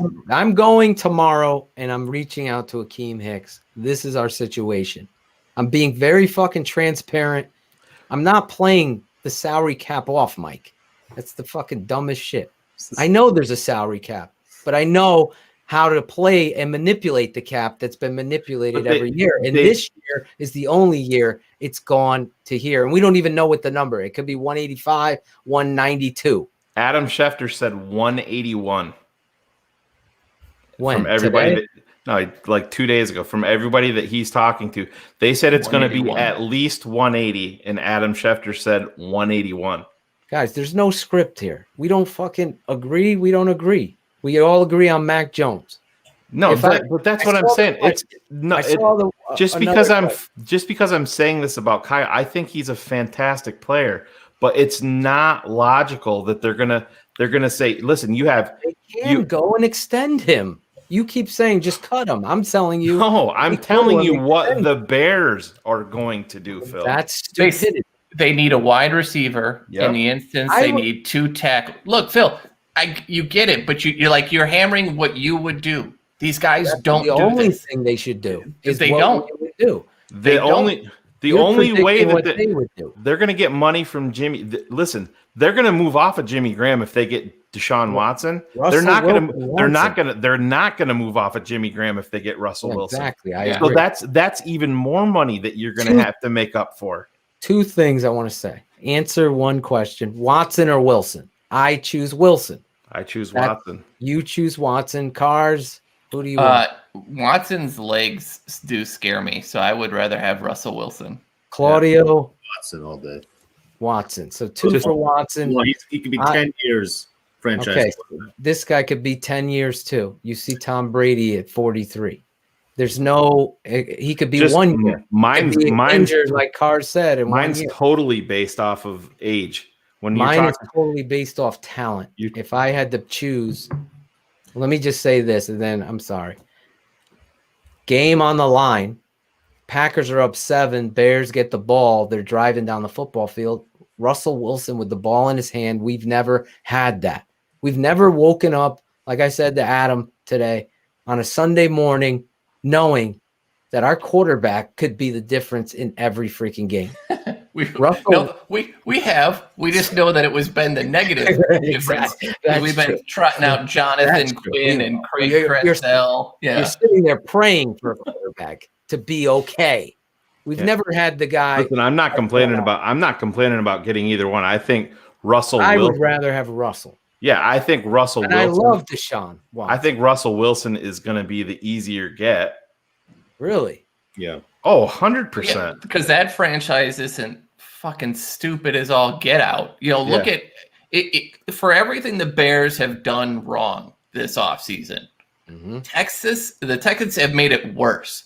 They literally went to their star player and was like, what do you want to do for GM? And then they didn't do it. Exactly. And then they're like, so what do you want to do for coach? The Jones. And we didn't do it. And then they turn around and they go to talk to him and he's like, I don't want to play a down for you ever again. And this team is not listening to trade offers whatsoever and is not even picking up the phone. Right. And then they go out and alienate J.J. Watt. So for everything that we've done that is absolutely stupid, the Houston Texans is the dumbest and worst run franchise in the NFL right now, and it's not even close. It's not even close. I agree. Everything you said, I agree. Let me ask you this based on Hector Zambrano, how much savings does Eddie Jackson give you? None. You can't. He's in the first year of his deal, so it is super heavy. He's dead cap. Listen, you can't cut Eddie Jackson. You can't. People trade him. You can't cut. Yeah, but then you take that cap. You're taking that. This is the thing when you have a fuck a cap philosophy. You have to actually understand if all his bonus money as soon as you trade him comes due to Chicago. Yep, not to the trading team. What's the bonus money on him? A lot. I don't know his contract. Honestly. No, so his contract was 22 is guaranteed at signing. He would be to trade away almost 19 million in dead cap this year. There's another this motherfucker right here. Another showcase of not doing your homework and understanding a fucking personality of a football player that gets paid and decides to fucking lay down like Leno, like Eddie Jackson, talk the talk. And don't fucking play. That's the reality of what we're dealing with here. He's had two former Bears. What do you think of Coach Nagy? They both giggle and laugh and say it's Wannstedt-esque. It's the worst. It gets me so fired up. Lastly, my last thing, then we could go forward, guys, with the cap. You guys are the cap guys. Never hid from that. We're not going to agree on everything. I don't agree. I think you can manipulate and extend. Phil, but the thing about it is you want to push it down to the future also, which is understandable, and the Bears have done that. The Bears put voidable years when they rework. Is your face of your franchise right now, right? Or but he shouldn't. But he should. Yeah, he shouldn't be. Akeem Hicks could be a vocal leader, but this is the thing. So you have Kyle Fuller and you have Akeem Hicks. So that's 24 million there. So let's just say if you go out and you get, let's just say Deshaun Watson, just because his cap number is lower. Guy, okay. So now Herschel Walker type trade. Right. So you have an extension coming for Bilal Nichols. You have an extension that's going to reset the inside linebacker market for Roquan Smith. You have an extension coming for James Daniels that's going to be probably much higher than anybody is expecting because the kid is so young and where they believe that he's headed. You have to take the fucking money from someplace. You can only push so much down the fucking road. It sucks. It sucks. But Phil, if I'm going to tell you that you're getting Deshaun Watson and you're getting a long-term extension for James Daniels and Roquan Smith, or you're keeping Kyle Fuller and Akeem Hicks, where are you going? You got to get the quarterback. That's what I'm saying. In that, but you got to rob from someplace. You can't just be the cap is going up. That's the thing. So it's so imperative. It is. So are the contracts of the young players James that you have Daniel, to pay. We don't know. He showed where. So you're going to let him walk? Are you going to let him? Phil, his contract is coming due. When? But those guys are under 30. That's the difference. Right. James Daniel's contract is coming up. This is his last year right now. No, next year. No, I thought he has 2 years. He's a second round pick, and it was his second year this year. So he wouldn't sign. His third year. Yeah, so this will be his third year. So he just played his third year. Just played his second. No, he played his second year. I thought James Daniels was in the Roquan draft. No, because it was the he was 18, 19, 20. He was in the he was in James Daniels and Anthony Miller. And Anthony Miller. And Roquan Smith. Right. Yeah, that is third year. He's due this year. This is his final year. It's a 4-year deal, 18, 19, 20, 21. Yeah, I'm not going to let Daniels walk. That's what I'm saying. But you're going to negotiate that deal. You got to get the money from someplace. I'm giving you an opportunity. Just to be clear, when I see these numbers and cap, it's been manipulated a million times. It is, but Phil, you're getting a franchise quarterback with a long-term contract. That's the separator. Okay, That's the separator. I get that, but also can extend with the understanding it's going to be $230 million next year. So but you they're can not going to work spend money if they don't think they can win. That's the thing. And the whole reason that they drafted this defense is Super Bowl caliber because of Kyle Fuller. I just don't. Akeem Hicks, we can argue. I think he's definitely worth a team trading for him based on his tape. Yeah, Does he take some loafing plays in 2020? Phil, I agree there. But I think that Akeem Hicks when you're talking a massive trade for a quarterback, like he's going to have almost no value. So say if it's Deshaun Watson, he's going to have almost no value to Houston. Almost none. How could a player? He's more important to no value. Because they're gonna cut everything to start all over again and rebuild through the draft. They're gonna have a blueprint to reset everything. Seattle would be more interested in Akeem Hicks. So listen, that's what I said. I don't think there's a chance in hell that you're ever gonna make a Russell Wilson deal and Roquan Smith is gonna be at the fucking center of it. He is the exact type to. Maybe I'm going to be wrong. He is the exact type of player that Seattle has built their defense on. Now, listen, Phil, I talked about this with you today. I could 100% seeing Pete Carroll being the kind of boisterous fucking prick that is going to ship Russell Wilson out. And you know who I think that I can see them going after? They're going to build their defense back up. They're going to get a strong running game, and I could see him saying, you know what? We're going to go out and sign Mitch Trubisky cheap, and we're going to run the fucking football, and we're going to play sound defense and see what happens. I could 100% see that. The hard part is they don't have the defense anymore. Yep. No, but I'm saying they're going to build it. You get a piece back like Roquan. You have Bob. I don't know what Bobby Wagner's got left on his deal. Is he under long-term contract? I think his just kicked in a little. Let me say this. The Allen Robinson thing. I've been waiting for weeks. I know people wanted to know. I'm all for franchise tagging and trading him. And my guy that I would believe in coming here is Marvin Jones over with the Detroit Lions. Big fan of him on the tape. Fearless football player who makes impactful catches, doesn't cause this stuff. Now, again, I'm listening to Lemuel and Dante stories. So what is going on between what Cards is saying, this clusterfuck of an organization and how they're communicating with Allen Robinson and promises, we're going to do this. We don't know. I don't know that. But I know based on $25 million, he shot that down. There was some Jackamo meatball Bears fan out there saying he heard Allen's asking for $25 million. Well, and that's the thing. I'm not worried about any. Listen, you can say what you want. Brandon Parker, his agent, and Allen Robinson. Yeah. They're pissed for one. It's not about what the Bears are offering. They do not want the franchise tag.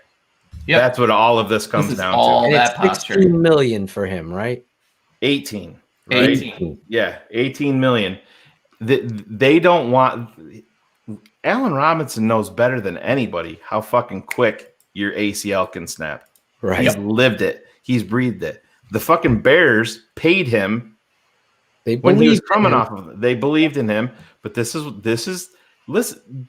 Do you think that Ryan Pace is a fucking asshole if he fucking tags?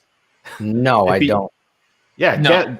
Guess who was Alshon Jeffrey's agent when Ryan Pace tagged him? Eugene Parker.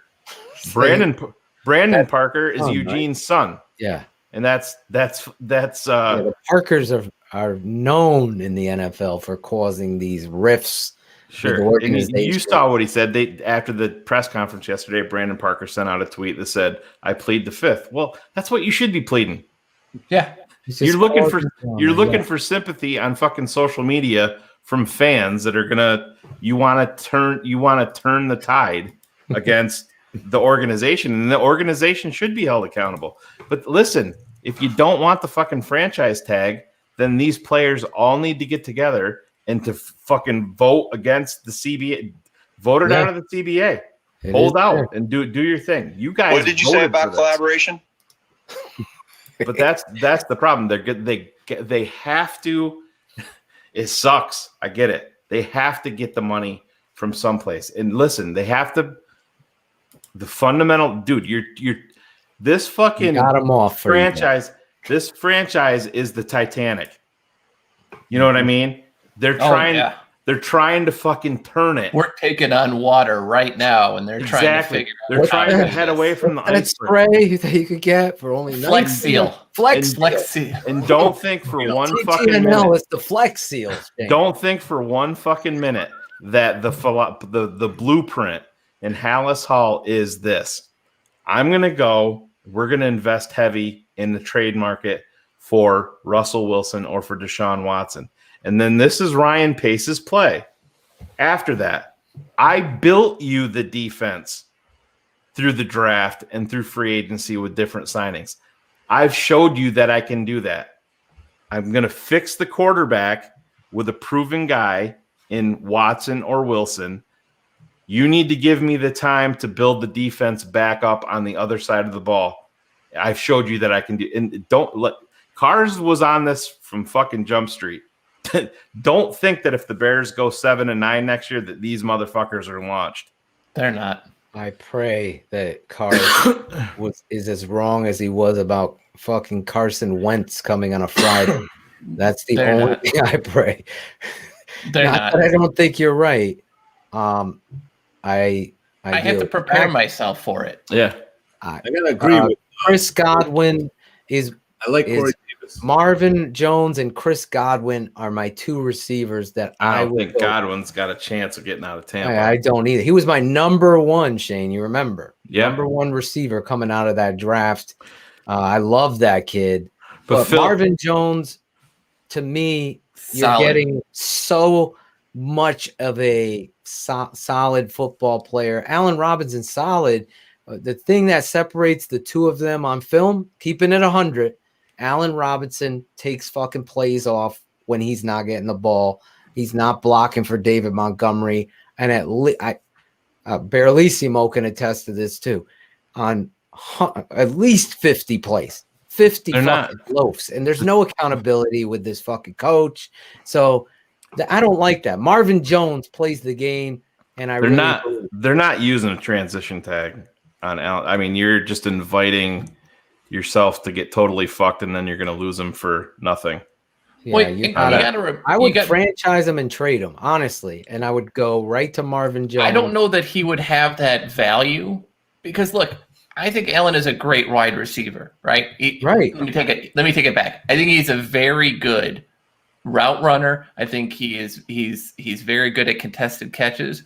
But he lacks the number one skill that everybody looks for in a wide receiver, and it's complete dynamic play. He's not a breakaway threat. He's not this guy that's going to just not gobble DeAndre up Hopkins. Yeah, he's not. And you know, it's not like we're going to get a second rounder and a broken down running back for him. But like that difference in value for what his numbers tell you he's worth. Yeah. And what he's worth on the field, he gets a lot of those numbers because Anthony Miller is juking it out with any defensive back from New Orleans he can find, right? It's an issue. Please get out of your brains, and I know this will probably come up in the chat, is, well, let's just trade Allen Robinson for a first rounder. That's not fucking there. It's zero shot. Third, fourth, maybe. I mean, he would get. What did we give up for Brandon Marshall? Big plays are nice. 2 seconds or 2/3. 2/3. And he's not as dynamic as for all Marshall was crazy. Was completely dynamic, He was right? dynamic. So you're talking about a fourth round pick, most likely. I would say a third. You're getting. The thing about it is, there's what you have to look at. If you let him walk, you're getting back a third as a comp. Anyway, pick. Yep. So, well, you're going to be signing a lot of players. You got issues here. No. But what I'm saying is, it's a good point. I think you can look to. I saw the rumor out there someplace on social media, and I can see it being viable. Is if the New York Jets are in the quarterback game, or if they draft Sewell number 2 to pair with Becton to build around Darnold. That would be fucking awesome. But then that would be the best move that they could make. Why would you not flip a second rounder to Chicago for Allen I could Robinson? see a second given in that scenario. Yeah. He's second or third round value. He's 27-year-old guy. You get Great a veteran hands. wide receiver in there with those 2 bookends to give to Darnold. I think that's a viable. I think it's a viable option. How come our boy Cool Kennedy's AVI isn't popping up? There was a couple of different people doing that. Yeah, for some reason. I saw him on the chat popping up, and then it's not popping up. But I love you. Go back to this presser here. What do you guys want to do? I wanted to finish one other point, real quick, Claude. We're to the drop. God, I know we we're went late. off on a tangent We here. went today. off, but it was a fight. So we don't real quick. We don't have to spend much more time on the pressers. Yeah, because I mean we're 3 hours in now. 3 hours in. I want to say this.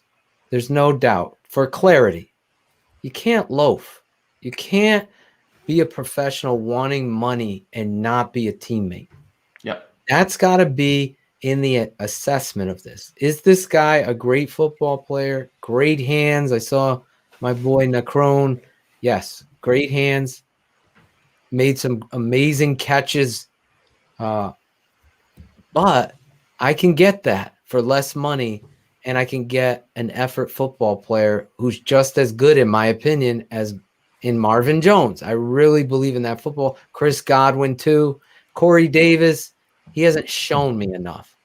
I don't think he's got those big flashes, but there's not a lot of consistency. I totally agree with you, Carr. Well, and don't forget, Allen has that consistency. Listen, there's going to be guys out there that people aren't expecting because of this cap. They said it's going to be a bloodbath. Yeah, I agree. That's exactly what I was going to ask you. If we're doing this, how many fucking other teams are going to be going and throwing veterans out there? And then it changes the dynamic of the value of contracts. But Phil, that's what I'm saying. That's exactly why I think you'll probably, if they're in this game, that's why they very likely may move off of Akeem Hicks and Kyle Fuller to get back the $24 million in space, and they might go out and sign a veteran corner to a 1-year deal for $6 million. You got to remember, though, that this is the year that the vets get screwed. Yeah. Right? Because of the cap declines. Now teams, what we've seen, it is collusion that happens in the NFL. You get $3 million instead of the 10 that you deserve, and you got to suck it up for this year. Yep. Kenny Galladay is a guy, but I like that football player too. I do too, but I can Marvin Jones on tape. Yep. He's a big play weapon. Yes. But Marvin Jones does everything. And when I say the ball, he's running through the seam and the safety's coming. He's fucking going after the football. I'll put up the tape to show you. That kid. Listen, everybody is Jets are taking calls. And I'm not making fun of James for putting that up there because I saw the presser. I saw the presser today when they said that. These guys in the NFL are taking calls on fucking everybody. It's misinformation season. Even if they're going to draft, I totally agree with right there. I'm sorry. Even if they're going to draft the kid from Oregon, right, and play a tackle and build up their lines, they're going to do this to see if 100%. Maybe Miami will do what the Bears did, right, and give up a bunch of picks to move up one spot to secure the guy, and then you get your tackle at 3 in these picks. This is total misinformation season. Everybody up top is going to sit down and try to fool you into thinking we're looking this way, we're looking this way. It didn't work out, right? Bears did this with the draft at quarterback, thinking that they weren't going to go draft one, and then there it is. There a lot of decisions are going to get made to try to fool everybody and think that they're playing 3-dimensional chess. I want to say one other thing about the defense and Kyle Fuller and Akeem Hicks to you guys. I'm asking the question. You guys in the chat, you can respond too.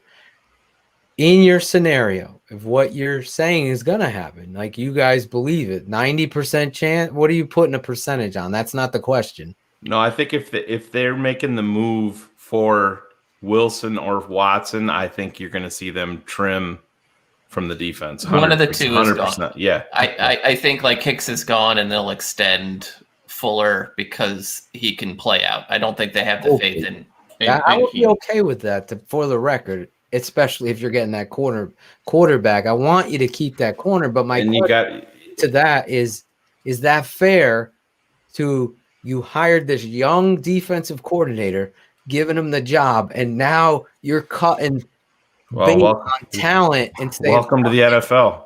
Yep. That's my question. Bill, do you think that's why this fucking franchise sucks? But do you think that there's any team in the NFL that says, "Oh God, our new defensive coordinator is going to be upset"? Yeah, I do. Because I'm going after a big time quarterback and I gotta cut the fucking 5 technique. I think if this was Vic and a big name coach, you do that. But when it's a new guy trying to make his foot, and right, he was probably the only guy that was going to take the position because of the uncertainty of the job, right? They're going to stick it to the young guy with a smile on their face. Absolutely. Wow. No, it's not like Jackal's got on there talking about Goldman replacing Hicks. It's not that. It's Bilal Nichols. That's why they drafted Bilal. Yeah, it's Bilal Nichols replacing Hicks, and then it's you going out and if Brent Urban played some ball, Mario Edwards is another fucking guy that is going to come. He ain't signing for $10 million. What about Roy Robertson Harris? Can you get him back? I don't know. I think that they must have been told something because his wife already fucking posted, thanking for their time in Chicago and the goodbye to Chicago. So you guys saw what happened when Hicks went out against the Raiders. Yeah, that wasn't last year. It was the year before. Yeah. Right. So you saw the impact he left on the defense, and then this year he plays through injuries, and you saw the impact that having a non-viable quarterback had, though, right? For the last 101 years. So you could say whatever you want. I'll just trump it with that every fucking time. I totally agree.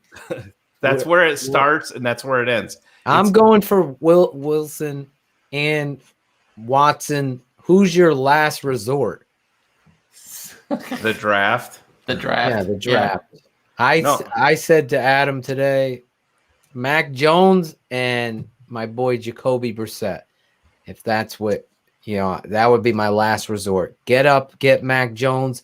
Jacoby's that veteran. Get Foles the fuck out of here. I just can't. Phil, I honestly think that when you're desperate, I honestly think that they're ready to just be like, okay, they're offering you this, we'll trump it. They're offering you this, we'll trump it. I think that is literally what we're dealing with here in Chicago to get one of these two guys. I really do. I really believe the Chicago Bears, with their smoke, there's fire. I believe the Chicago Bears are going out there, and trust me when I say this, they're going to get one of those two guys. I really believe, and I will tip my hat to both these gentlemen. Cars, Bears nerd, not Claudio. Claudio has no fucking clue what's even going on right now. I actually know what's going on. Oh, all right, I was making sure. I thought this I'm was waiting to play this. I mean, I don't know if you want Smoke weed every day.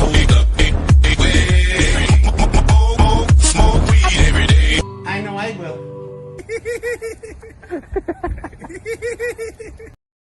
Angelo's he wants to come back on, guys. I don't Angelo's he's got to get that hair on the top trimmed. It looks like it's getting a little bit long. He wanted to keep it long. He told me don't cut it. He's like, dude, just leave worried it about losing his hair. I don't know what he's doing. He said Next week we'll have the video footage that Claudio, you cut his hair, the hype man's hair. He did. He had a big plan for his hair. He said, don't cut it. I'm going to let it grow long. So what are some key things that we need to hear, if any, from Ryan Pace now? What did you say about collaboration?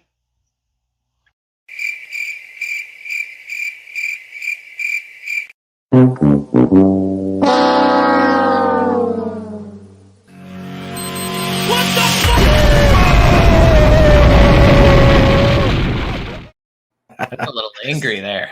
That is very telling, that drop, Shayne Marsaw. Yeah. Very telling. Big plays. Big plays are nice. They are. Nah. Do we Honestly, need to see any more of this? I don't think so, Phil. Just for the simple fact is, listen, nothing.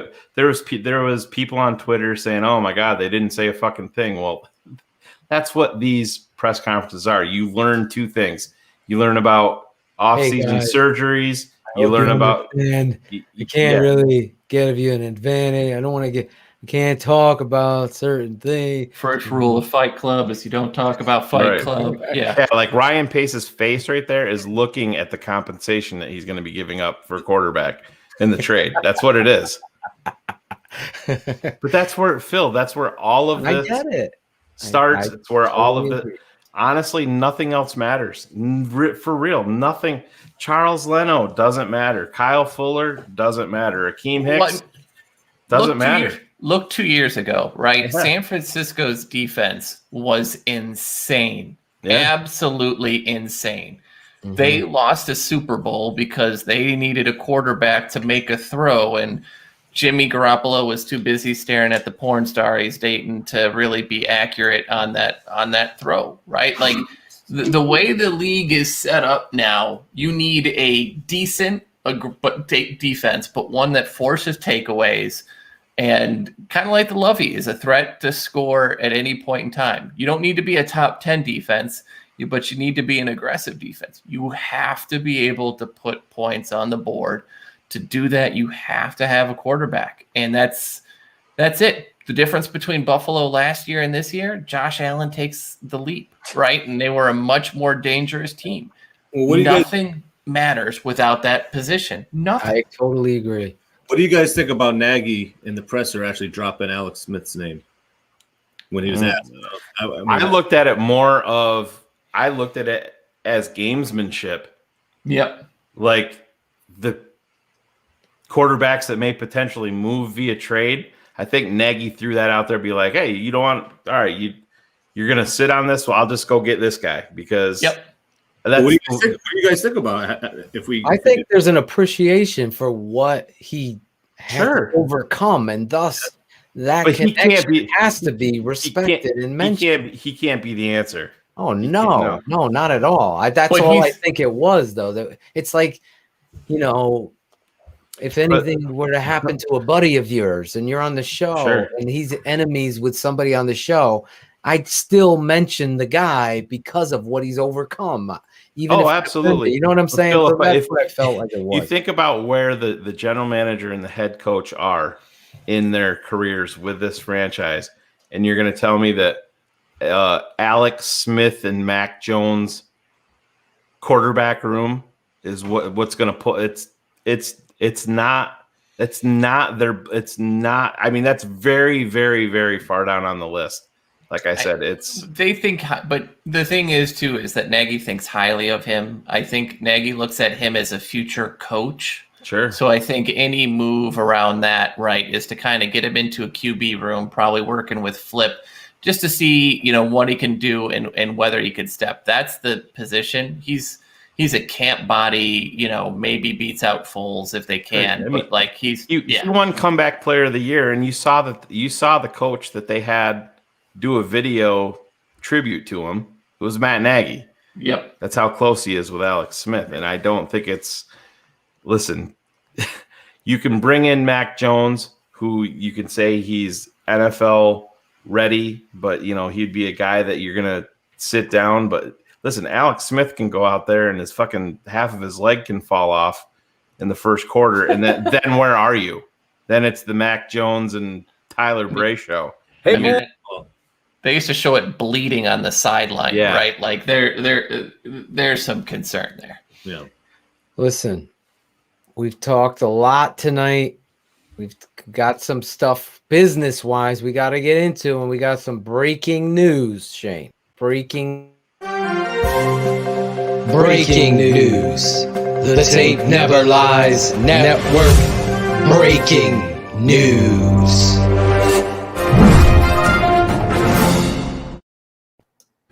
Hey boys, like my sweatshirt? The tape never lies. That's right. The tape never lies. Next week, Keeping It 100. We got a special show.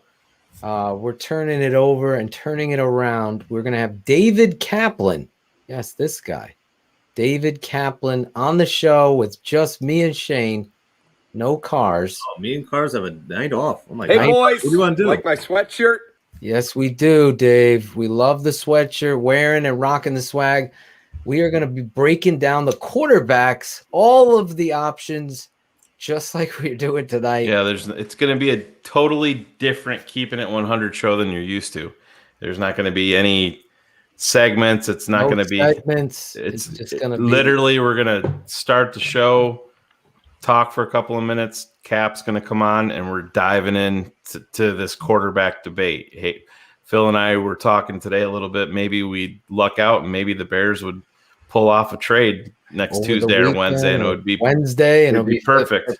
But either way, Cap is locked in. I think he's pretty much on board. He's looking at anything with Russell Wilson as obviously a football decision, but I mentioned this a couple of weeks ago. It's not just a Russell Wilson football decision. This is bigger than that. This is his wife. He's big into the social injustice and all of that. And you come to Chicago in a huge media market, and that lets you expand your reach there with that. His wife, her career, Chicago, that's a big part of where this is. And let's be honest, guys, we're Bears fans. We've lived this, breathed this.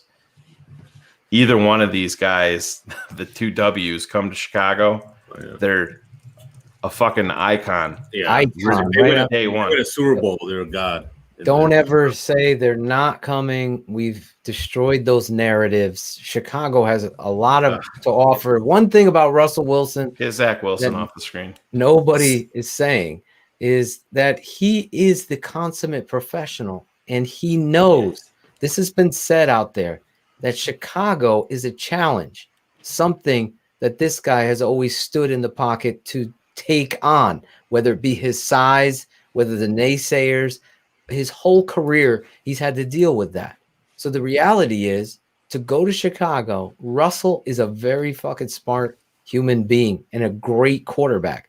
Yep. To go there and know that you're going to own the city and your wife is in this business and she's going to just own the city and you guys are just going to go there and you have confidence in yourself like that, that's what makes him so great. So don't tell me it ain't happening. I know that the Bears know it, and Russell wants Chicago. By the way, assholes, blog boys, he said it to you, Jeff Dickerson. He said it to you, whoever on any ESPN or whatever radio outlet in the nation. Bears, Saints, Raiders, or who was the last one? Dallas. Or Dallas. Dallas is going to keep Dak. Cross them out. Maybe Breeze comes back, according to a lot of people. Cross them out. Now it's down to 2. Well, I mean, you talk about cap hell. They literally can't kick anything down the road in New Orleans. They're screwed if he comes back. They're screwed if he comes back. Yeah, because they reworked it to what, 1 million? Isn't that what they reworked it to? And it's anyway. We will have Cap on next Wednesday night. Cap the quarterback. I don't know what we're going to cap in the quarterback. Whatever we're going to do, something creative with his name, Steven Johnson. We're going to call it we might call it the Not Mitch Show. Right? Oh my God. I hope not. Also, this weekend on our Patreon channel, me and my father keeping it 100 X's with the O's. Look how straight your arm is there. Look at that. Steven Johnson. Steven Johnson. I shout out you. Me and my dad. Look at this. New graphics for our network, Shayne. Beautiful. We're going to be breaking down. Haircut, Phil. You have the same haircut as Pace. There you go. Me and Pace. Did Lawrence Funk fly in and cut my hair? Anyway, David Montgomery, Cordero Patterson, Tariq Cohen, Pierce, Arterius, what's his name? Artis Pierce. Thank you, Shayne. And Ryan Nall plays. I'm going to tell Barlissimo, give me one JP Holtz play at fullback so you can get my dad's reaction. And we'll debut my father's embarrassing. We're going to check his reaction to his intro, Shayne. Yeah. That Shayne wrote and I'm producing. And so he's gonna be like I want to see how he reacts. Apollo Creed when he was getting introed for his boxing matches, they were so long. That's Coach O's intro. It's gonna be nice and long. It's gonna be embarrassingly long, so we're gonna see how he reacts. Shayne's very smart with tormenting people. As Claudio, me, and Cars all know. Never seen that happen a day. And now he's on my dad with a long intro. I want to see how he reacts. Maybe he'll be flattered. Maybe he'll be embarrassed. He'll just love it. I hope we have the best dad clip ever. We're God, vaulting that one, right, Claude? Yeah. Maybe we'll play it. I'll talk to him about it. I thought for a second that's what you were talking about, but no. When you have Cap on, can you ask him a question for me? Yes, record this, Acevedo. Let me iron up on you. Hold on. Go ahead. Talk to Cap. Cap, really, just from the bottom of my heart, how annoying is it to have to deal with Greg Braggs calling your show all the time and incessantly trying to BFF you? Like, how much of a headache is that? Thank you. That's my question. What did you say about collaboration?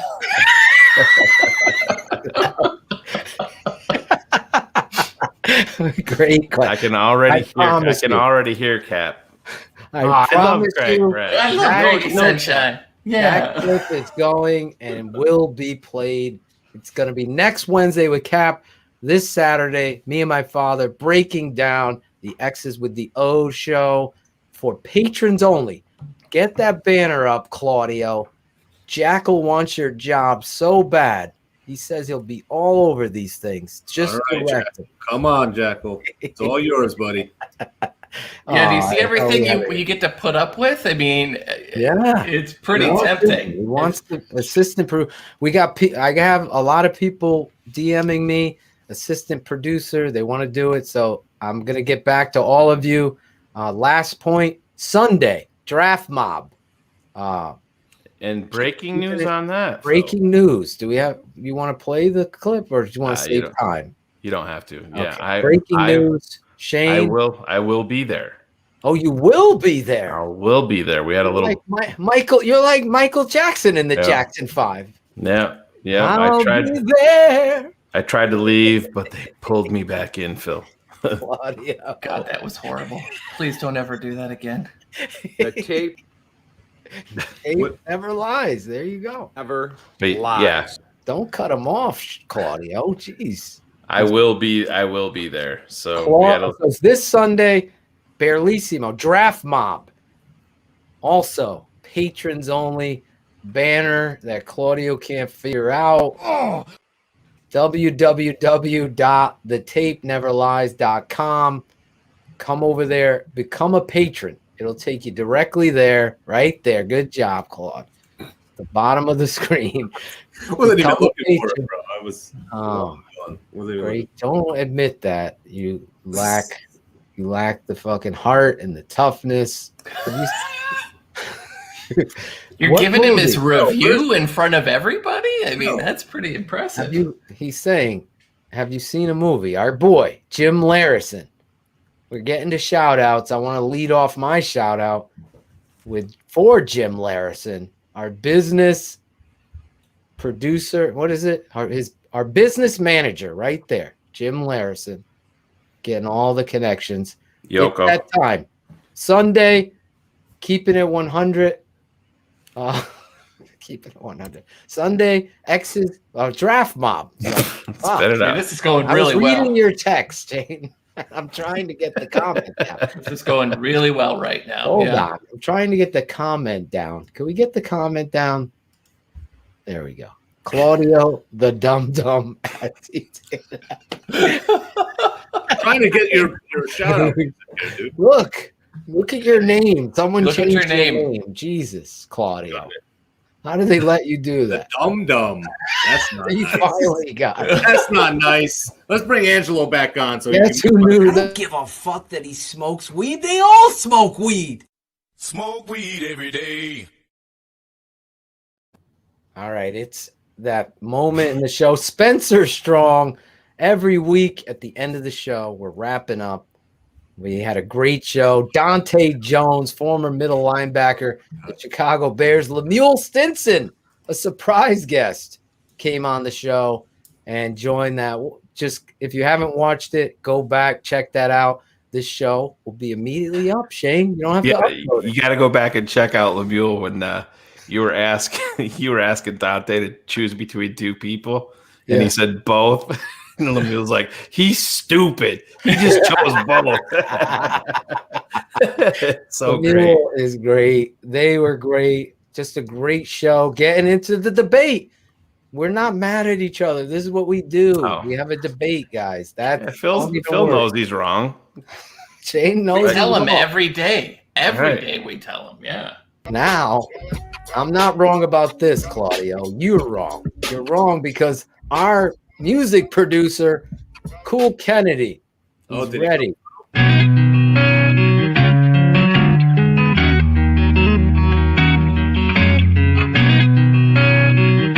Shout out Tape Never Lies. Shout out. I know you hear me, baby. Shout out. I know you see me, baby. Shout out. We gotta holla at you. Keep it 100 crew. Gotta show love too. Shout out. I know you hear me, baby. Shout out. I know you see me, baby. Shout out. We gotta holla at you. Keep it 100 crew. Gotta show love too. From the fans in the stands to the follows on the gram. Thanks for your support, showing love in the DM.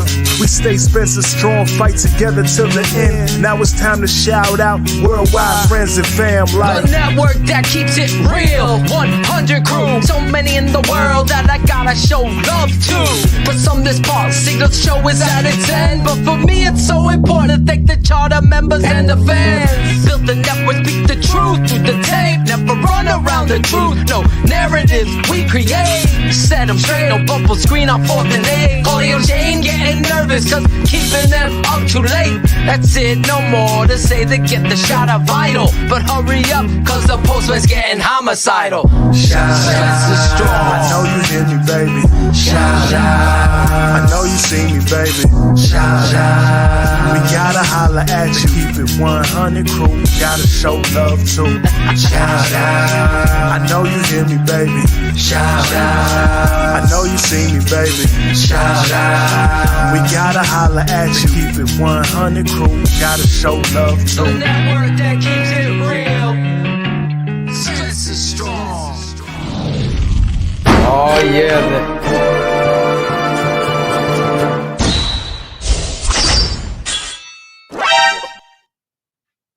Claudio doesn't like that ending for some reason. It just doesn't flow. I mean, it's a great song, but It is a great song.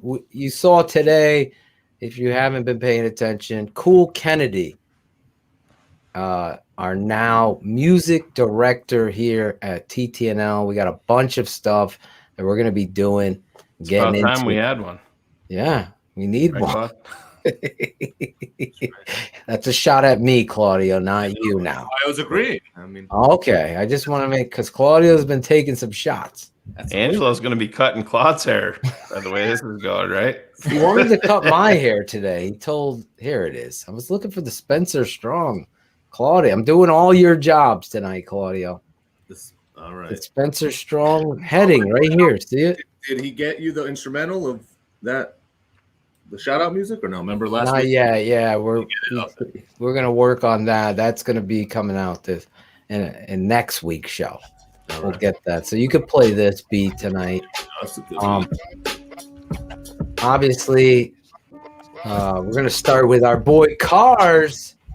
At Bears Nerd. Follow him on Twitter. He doesn't have his account suspended. Yeah, because I'm not a jacket. Oh, sorry. Hey, I was actually innocent on this one. I didn't even do anything bad. Oh, sure. This time. Yeah. No, I want to thank everybody for the action in the chat. It was a lot of fun to interact with everybody this week. So really appreciate that. Always have to shout out Jeff Burton because otherwise I'm going to lose my fan and then I'm in a notorious spot. But no, everybody, I appreciate it. Thanks for letting me come aboard, and that's about it. Well, you didn't shout out my wife. I'm a little disappointed after she gave It felt weird to shout out your wife. It just didn't feel right. I'm confident in our relationship that you were able to do that. Yeah, actually, Cars just texted me and said she'll be shouting me out later. So I thought that was rude. I wasn't even I want to be 100% clear. In no way, shape, or form was that me. I totally know you are all class, Cars. I love when you come on here. Me and you, for the record, our guys Russell first. Yes. We want Watson too. It's going to be fun. We heard him, Claude. Russell, we heard him. Deshaun Watson sucks. We want Oh, Russell. yeah. No, never. We heard him. Claudio the Barber. Yes, I have wearing the swag. I love the hat, man. It's a great hat. It is. It's a really good hat. You look sharp. Thank it's you. the best you've looked all year. I have to shout out Katie Lowry because she's the graphic designer that came up with this hat. Wow. So, what? It's Shane's idea, but she did it. She's the one. She definitely deserves a shout out. Yes. Absolutely. Gotta shout out Mick the dog, who was a Browns fan watching the show tonight. Really? Oh yeah, Browns fan. He said he's a Browns fan, so that was pretty cool. Nobody's perfect, Nick. John Theory was a Brown at one point. Yeah. Rest in peace. Michael Kinder from Japan. Oh yeah. He's in Japan. Gotta He's shout the him. dancer. Remember him from BHL? Yeah, that was Mike, the best I dancer promised on here. We gotta have Until him we dance for filmed one of it. the. I got some tape of the breakdancing in the front yard, Phil. Should I put that up? Should I That'll put be that up? another week's show. It's unfortunate that we don't have Shayne's sister sending some of his VHS. When Cars' wife could sneak some of his old school. Oh God, no! I'm so old. Didn't they didn't you, have VHSs. We had those big reel cameras. It just doesn't. Super 8. I heard you were Daddy Warbucks in the play Annie. Is this true? In middle school or high school? No. By your face, it looks like it. No, Unless you're a great actor. That was the how the hell did he find out? Look. No, I'm trying to remember if that's something Wait, I did actually I play Daddy Warbucks? don't do drugs, kids. That's the other lesson right now. Go ahead, Claudia. Yeah, no, and then my wife and kids, I gotta shout them out, of course, and that's it. And my mom, I'm bringing her for a second shot to the when's hospital. that? God bless. Yeah, God bless your mom. I know Mrs. Fernicola. Oh yeah, you love her cooking, Phil. Oh yeah, I haven't had any. Her chicken cutlets they're are the my best. favorite. Yeah, And the Anjanets. I don't like Italian cookies. It's just not my thing. Steph always gives me shit. Shayne. I'll go off on a tangent on Italian cookies. I don't know. We're good. I'm just sitting here waiting for quarterback. It needs to happen. But no. I can't deal with the Twitter. And please, Yeah. none of you are, everybody on Twitter, none of you are insiders. None of you. Oh my God. None of you have inside information. And when you double down that you're an insider, it makes you look like a even bigger douche. Like so many of them do that. Don't clout chase on Twitter, please. All right, sorry. Go on. Is there a name to that? Yeah, there's several right now. It's a long list. Could we get your top 10 clout chasers next week? There's only one. It's Greg Braggs, and then everybody else falls short. He's taking a beating from people. Oh my God. Worth it. Greg. Oh. But I'll shout out Ela. She goes actually for her. She's getting the Johnson and Johnson shot, the one shot deal tomorrow. There's 3 shots, right? Yeah, There's there's Pfizer. 3. Yeah, Pfizer and Moderna. Which is good. She's got the one shot coming tomorrow. Oh, she's going early. Yeah, we got it here locally. Well, semi-locally, because we were best gonna. of luck to her, man. Seriously. Yeah, because it's we've been talking about it a little bit. With her being pregnant, it's a scary deal. The unknown. But we've talked to a lot of doctors. The one doctor that we deal with, his daughter is actually 7 months pregnant, and she got it, and he talked to us and sat us down and had a nice long talk about it. And it's part of it is dealing with what we dealt with. I know there's a lot of new listeners here, dealing with what we dealt with last year with Ela being sick. I mean, I wouldn't wish that on my worst enemy by any stretch of the imagination. I mean, it was we were literally within minutes of me planning a funeral, and it just kind of lets you know how quick things can change, and that's why we're gonna go out there, and she's gonna get her shot tomorrow, and hopefully everything goes well and we move forward and have the happy and healthy TTNL baby here coming in June. So it's gonna be awesome. Yeah, you're gonna be a joy to work with, I'm telling you.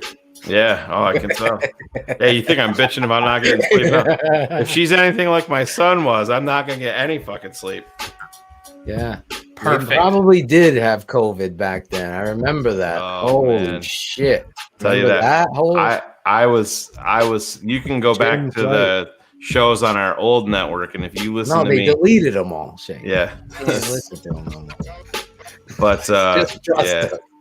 Poor Shayne was missing. How many shows did you miss? That was three or four. Yeah, dude. That was the most. I was sitting in a hospital with her for. I mean, I 7%, wasn't. Shayne. 7%. Yeah. Yeah, it's. I didn't miss one show. When I got kicked off. I'm sorry. There was no way that I could not miss that one. There you go. Well, all the best.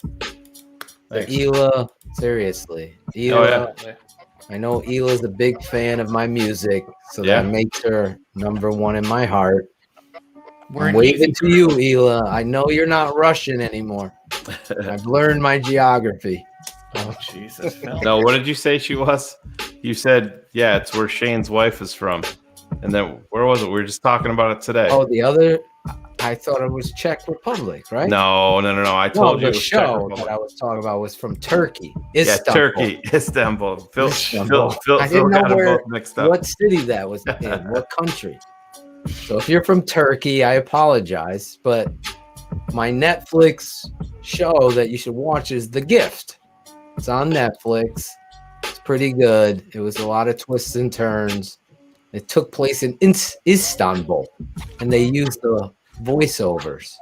A lot of shows from Istanbul on Netflix. It's weird.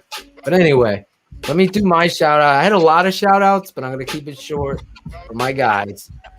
I want to shout out both guests. Dante Jones, former middle linebacker, Chicago Bears. Lemuel Stinson, he's family. He loves the show. He might still be in the chat. Who knows? Or listening to it in the background. Shout you out for both coming on, making this one of the most memorable. And I had such a blast with you both talking Chicago Bears and the history. It's fascinating to me, honestly. Love the game of football. That being said, I want to shout out 2 100 Crew Bear brothers that need your prayers. I shared it today. Brother Antoine Lee has been approved to get a kidney transplant. Now, I didn't know this about Antoine until today. He's kept it very quiet, but he said I can share it. I shared it. He's a bus driver in the heart of Chicago, driving those buses and telling me the stories. He listens to the show. That's how he found us. And we're praying for you, Antoine. I know you're out there. He's been having to do dialysis for 3 years. 3 years he's been doing and waiting. So share this. If you know anybody, know anything, check out my page, follow me. I shared it. Tape Never Lies Network. We're going to keep on chatting. And Antoine's a patron. He loves what we do. I can't thank you enough. And also, as I said, Alberto Valdez, same thing. Dialysis, needs a kidney. Life is too short, man. It's crazy. You know, my son was talking about death tonight after I watched the That's always Express. fun. The Express. And he dies at 23 years old. Ernie Davis, former Syracuse. Yep. And my cousin died of leukemia, so I'm talking to my son about death before bed in the show. Oh my God. But life is hard. A lot of people come here and deal with life, and we are family. And that's why I pray for everybody. Seriously. I can't thank you enough. I want to thank Adam Rank for having me on today, shouting us out here at the network and appreciating what we do here. And to all the patrons, if you haven't seen the appearance yet, head over to the TTNL Patreon page, and it's Phil's appearance with Adam Rank today is posted there for you all to enjoy. A lot of fun talking with him from the NFL Network. He's got his own show now and really wants to be a part of what we do here and really loves it. One guy I really want to thank. Where is he? You're welcome. You, Shayne. Yes, you guys, obviously. Barlissimo, cutting the tape, producing, a part of the thing. Cool Kennedy, Lawrence Fleming, the voice. Alex Acevedo for the phone calls. Logan Frost, you really were. My standout tonight in the chat, I got to say, was Cherie. Cherie obviously was bringing it all night, just having a great job, and that's not picking favorites. I was watching the chat. Who was, what's his name was back? Ariel Cologne, the hater, the trolls. Ariel, we're gonna have you on the show, Ariel, because I'm not afraid. Will Eastman, you also have been such a champion to the network, and Paulie Coasters. My boy Larry Funkster Jones. He came in second tonight, Shayne. He brought a lot of hype, sharing our show, loving what we do, and I can't thank him enough. One last guy. Where is he? This guy's sending me a bobblehead. Trust me, bro. I'm sending you a T-shirt. Alec Walker. Alec Walker, I promise you, tomorrow I'll take care of that business. I'm sending you a TTNL T-shirt. He's adding to my bobblehead collection with Sid Luckman. It's gonna be. That's the karma cars. I get that bobblehead. Now it's gonna be like the genie out of the bottle. We're gonna get our franchise quarterback finally. Oh, what a show! Love you, Cherie. You were my star tonight. Claudio did a shitty job. It was your worst performance. You're welcome. Gotta keep it. Big plays are nice. Claudio had no big plays. He didn't pick the star of the chat. He did. You're the star of the show. Look as bad. You're the star of the show. You look the best. Claudia, you are the JP Holtz of this situation. Yes. I got re-signed, so that's good. Exactly. That's the key thing to take out of That's all that matters. Right. Honestly, Claudio, you are the fucking man. You take all the jabs. We love you. We can't thank you. Man. I had fun doing this. I'm glad. It's fucking awesome. I'm glad you enjoy it. People wonder if we're really fighting and angry, but that's not the truth. Tonight was another one. Everybody, be with us. Sign up. Be a patron. Come on the show Saturday. Next week, David Kaplan capping the quarterbacks with Shayne and Phil. It's going to be a lot of fun. Have a great night. 3 hours and 47 minutes, Shayne. Look at that. God bless. This has been a Shy City Sports presentation and a Tape Never Lies Network production. Keeping it 100. Thanks for tuning in to the Tape Never Lies Network.